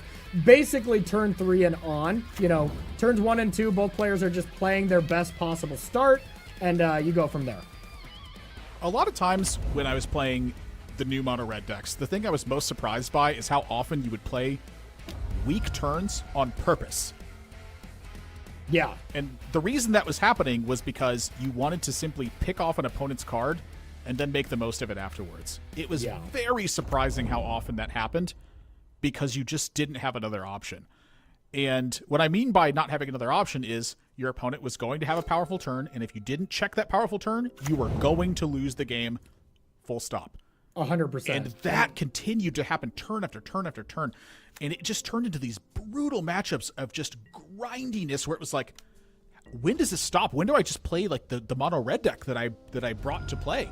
Yeah. And right now, that's what we're seeing from the player right now, on El Granboa's side, where he just gets to play his cards and start stomping the matchup. Mattia Rizzi doesn't have that style of counterplay, and that's all because of Kumano Face's on this one, putting that extra counter down and brutalizing that, putting a 3-3 into place. There's not that one mana counterplay. Yeah, I think the best start is Heartfire Hero into Manifold Mouse, and then the rest of them are very debatable, but I think my second favorite one outside of that is Kumano Faces Kakazan into the 3-3 Challenger. Ends up being really, really strong as a beginning here. So much of it changes if you're going first or going second, too. Yep, very true. So instantaneous defensive play from going second. Mattia has a really nice play here of just being able to Lightning Strike this Emberheart Challenger before there's any ability to play a spell. So, you know, if there's going to be any spot where you are looking to kill your opponent's creatures, this is going to be the time. The only reason Mattia would not want to do this is if he thinks he has lethal and just aims those burn spells upstairs, but definitely not that stage of the game, so I loved Mattia's play here. Able to get a block as well. If you burn first, you're not able to get that block. Yeah. Big difference. Mutavault's going to activate instead. And the reason we killed the Heartfire Hero before damage there is the flip side of Kumano Faces Kakazan exiles the Heartfire Hero, so you don't get that loss of damage. It's a minor thing, but of course, every point matters in the mono red mirror. This is another interesting little one here. It's 4 damage versus 2 damage. You're hitting yourself for 2 down to 7. I think you got to do it, but there is a bit of debate at least. Yeah, and it is only 1 damage per land, so it is only one damage versus per land? 2. Yeah. Excuse me, I apologize. Oh, all good, for all each good. one. I'm thinking price of progress. I've already Oh, there you go. Told the story at Fire Blast. I'm already like back in my kid's shoes. Where I'm like, yeah, get him. Yeah, if we put price of progress on the links, oh my god, this red deck is bananas. But yeah, it'll be an interesting play if we want to go for Manifold Mouse Offspring or the links here. Both are very strong plays, and both defensible for sure. 2-1. That makes it much more appealing at that point. So now it really comes down to Cherry Ramboa needs a good draw here. That was a solid one. Is it good enough? You know, of course you want to just burst lightning your opponent's face and try to win the game as soon as possible, but you know, now is the spot where he has to think, do I have the ability to go face? Or, you know, has the other option of burst lightning that links and attack for 2, but wants to try to play around a possible monstrous rage here with this, it looks like. I think there's also 2 options to this where you're not necessarily just playing around a monstrous rage, you're also maybe trying to bait your opponent into using a Manifold Mouse incorrectly. Trying to bait your opponent into you know, playing too much into their turn, and then maybe you get to counter action with this too. Like, you have to risk the monstrous rage, or otherwise you can't win the game. If you just try to use it all at once, how else are you going to win the game? You have to find a way, like you said, to burst lightning your opponent, survive for the turn, and maybe burst lightning again. Use the Kumano Faces Kakazan on the opening of the attack to win on the following turn. You're facing Mattia Rizzi right now, who maybe isn't thinking about this, and suddenly leaves an option for counter-attacking. Yep. And something we're going to probably see here, it doesn't look like Mattia Rizzi can close this game out right now with what's in hand. So we probably won't see Boa try to fire off the burst lightning on one of the creatures. We might easily see the old end step, 4 damage upstairs, and knock the top of the deck and see if you can get it done, because, well, Cherry Ramboa is very behind on the battlefield here, and this game will be won by Mattia, given probably 1 more turn or at least 2 more turns. It's important to remember, Manifold Mouse cannot target non-mouse. Yes. Target mouse gains double strike or trample. Mouse. If you're playing paper and your opponent targets something that's not a mouse, remember, pick up that Not pen cool. that doesn't have the ink side showing and gently tap in front of that card. So we have the choice of either just playing Manifold Mouse, giving it haste with your Rockvale Village, or just Offspring here. You give your one Manifold Mouse that can attack both of the modes, and nothing else really matters there. And then you're on your way. Or you give your one Manifold Mouse haste, getting a little extra damage. Neither would have been lethal though, so I like this safe play. And now the big decision, do you Burst Lightning the creature, or do you Burst Lightning the skies? I don't think you win by hitting the creature. I don't think you do either. I think it is a Burst Lightning up top. Tap the top of the deck. Another Burst Lightning wins. God, what else wins? A Monstrous Rage wins. Monstrous Rage, Burst Lightning, those are the big ones. Not a land. Nope, that will not do it, because the best you can do is sack the Ramunak Ruins, animate Mutavault, and that is not enough here. But Terry Ramboa put himself into a position where he could win this game instead of playing to... You know, there's two options there that Terry Ramboa had. It's you can play the game to not lose, or you can play the game to win. You know, one of them has a possible future, you know, where you can tap the top of the deck and get it done. The other one, you're going to lose eventually, but you're going to stem the bleeding. So it's a pretty clear choice, and I think it was correct. Yeah, that exact scenario plays back to one of the most famous points, if not the most famous point in Magic history, with "Oh my God, it's Lightning Helix." Yes. Yes. The ultimate debate between Randy Buehler and why can't I? His name is literally on the tip of my tongue right now. I can't say it. Was it with Rich at the time? Is that what you're saying? No, it was with Flores. And okay. I can't remember his first name for the life of me right now. Mike Flores? Yeah, I got it's escaping me as well, but Flores. Its important part is his last name. Yeah, Flores. yeah. And they're debating about whether or not to send this Char to the face, kill a creature with it. Randy Buehler says, you're not going to win that way. Char to the face, oh my God, it's Lightning Helix. Yeah. You have to play for the win. That's what these red decks do. If you're not playing for the win, you're not going to win. Yeah, one of the greatest moments in Magic history. I remember watching that, you know, at home on dial-up internet as a child and being like, whoa, that was the coolest thing ever. And, you know, as a broadcaster now, you pray to get a moment like that as a caster. So that was one of the all-timers. I love it. I was at that Pro Tour. Oh, whoa, that's awesome. Yeah. I played against Craig in the first day.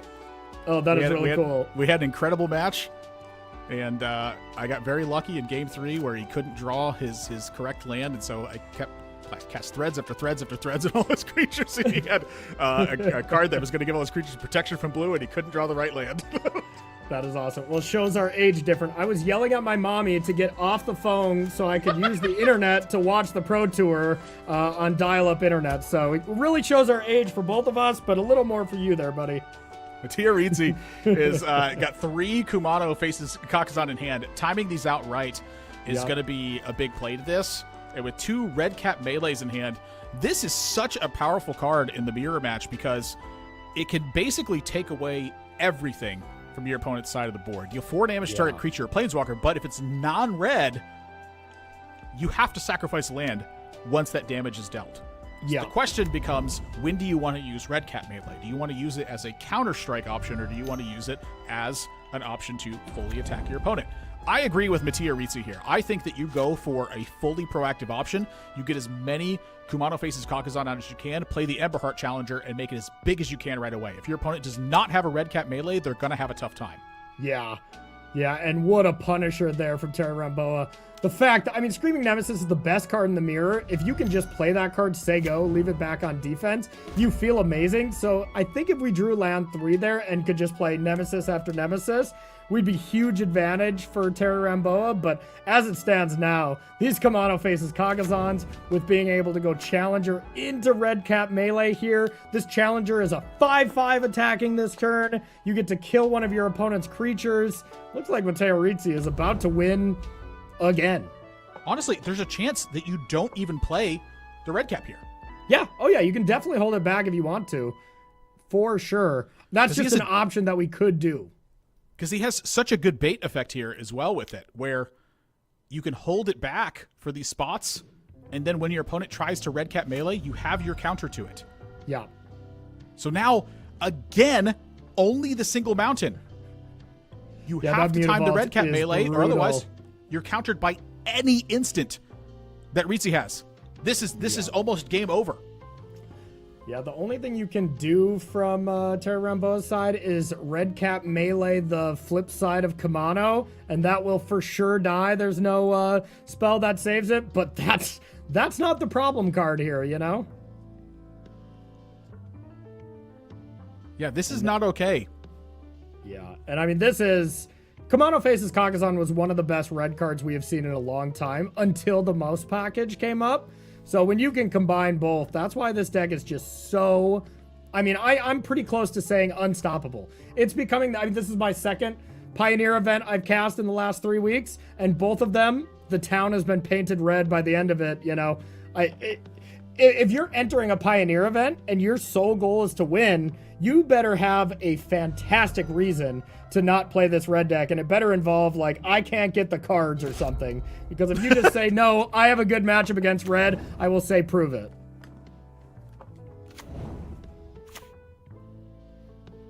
And now look at this. You get to triple spell from Mateo Ritzy's side. Attack for what, 7, 9, 11, 13? Well, there's... And yeah, this is just game. There's nothing that can be done because I like this play by Terra Ramboa.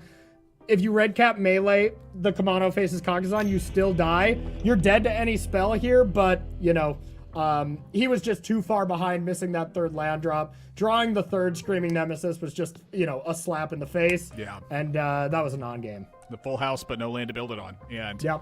I think that it really, I wanted to go exactly back to what you said with just how powerful the red cards have been. You know, it's like every single step of the way, they've wanted red to be a powerful deck. Like this is a staple of Magic, is the mono red and the aggressive attacks.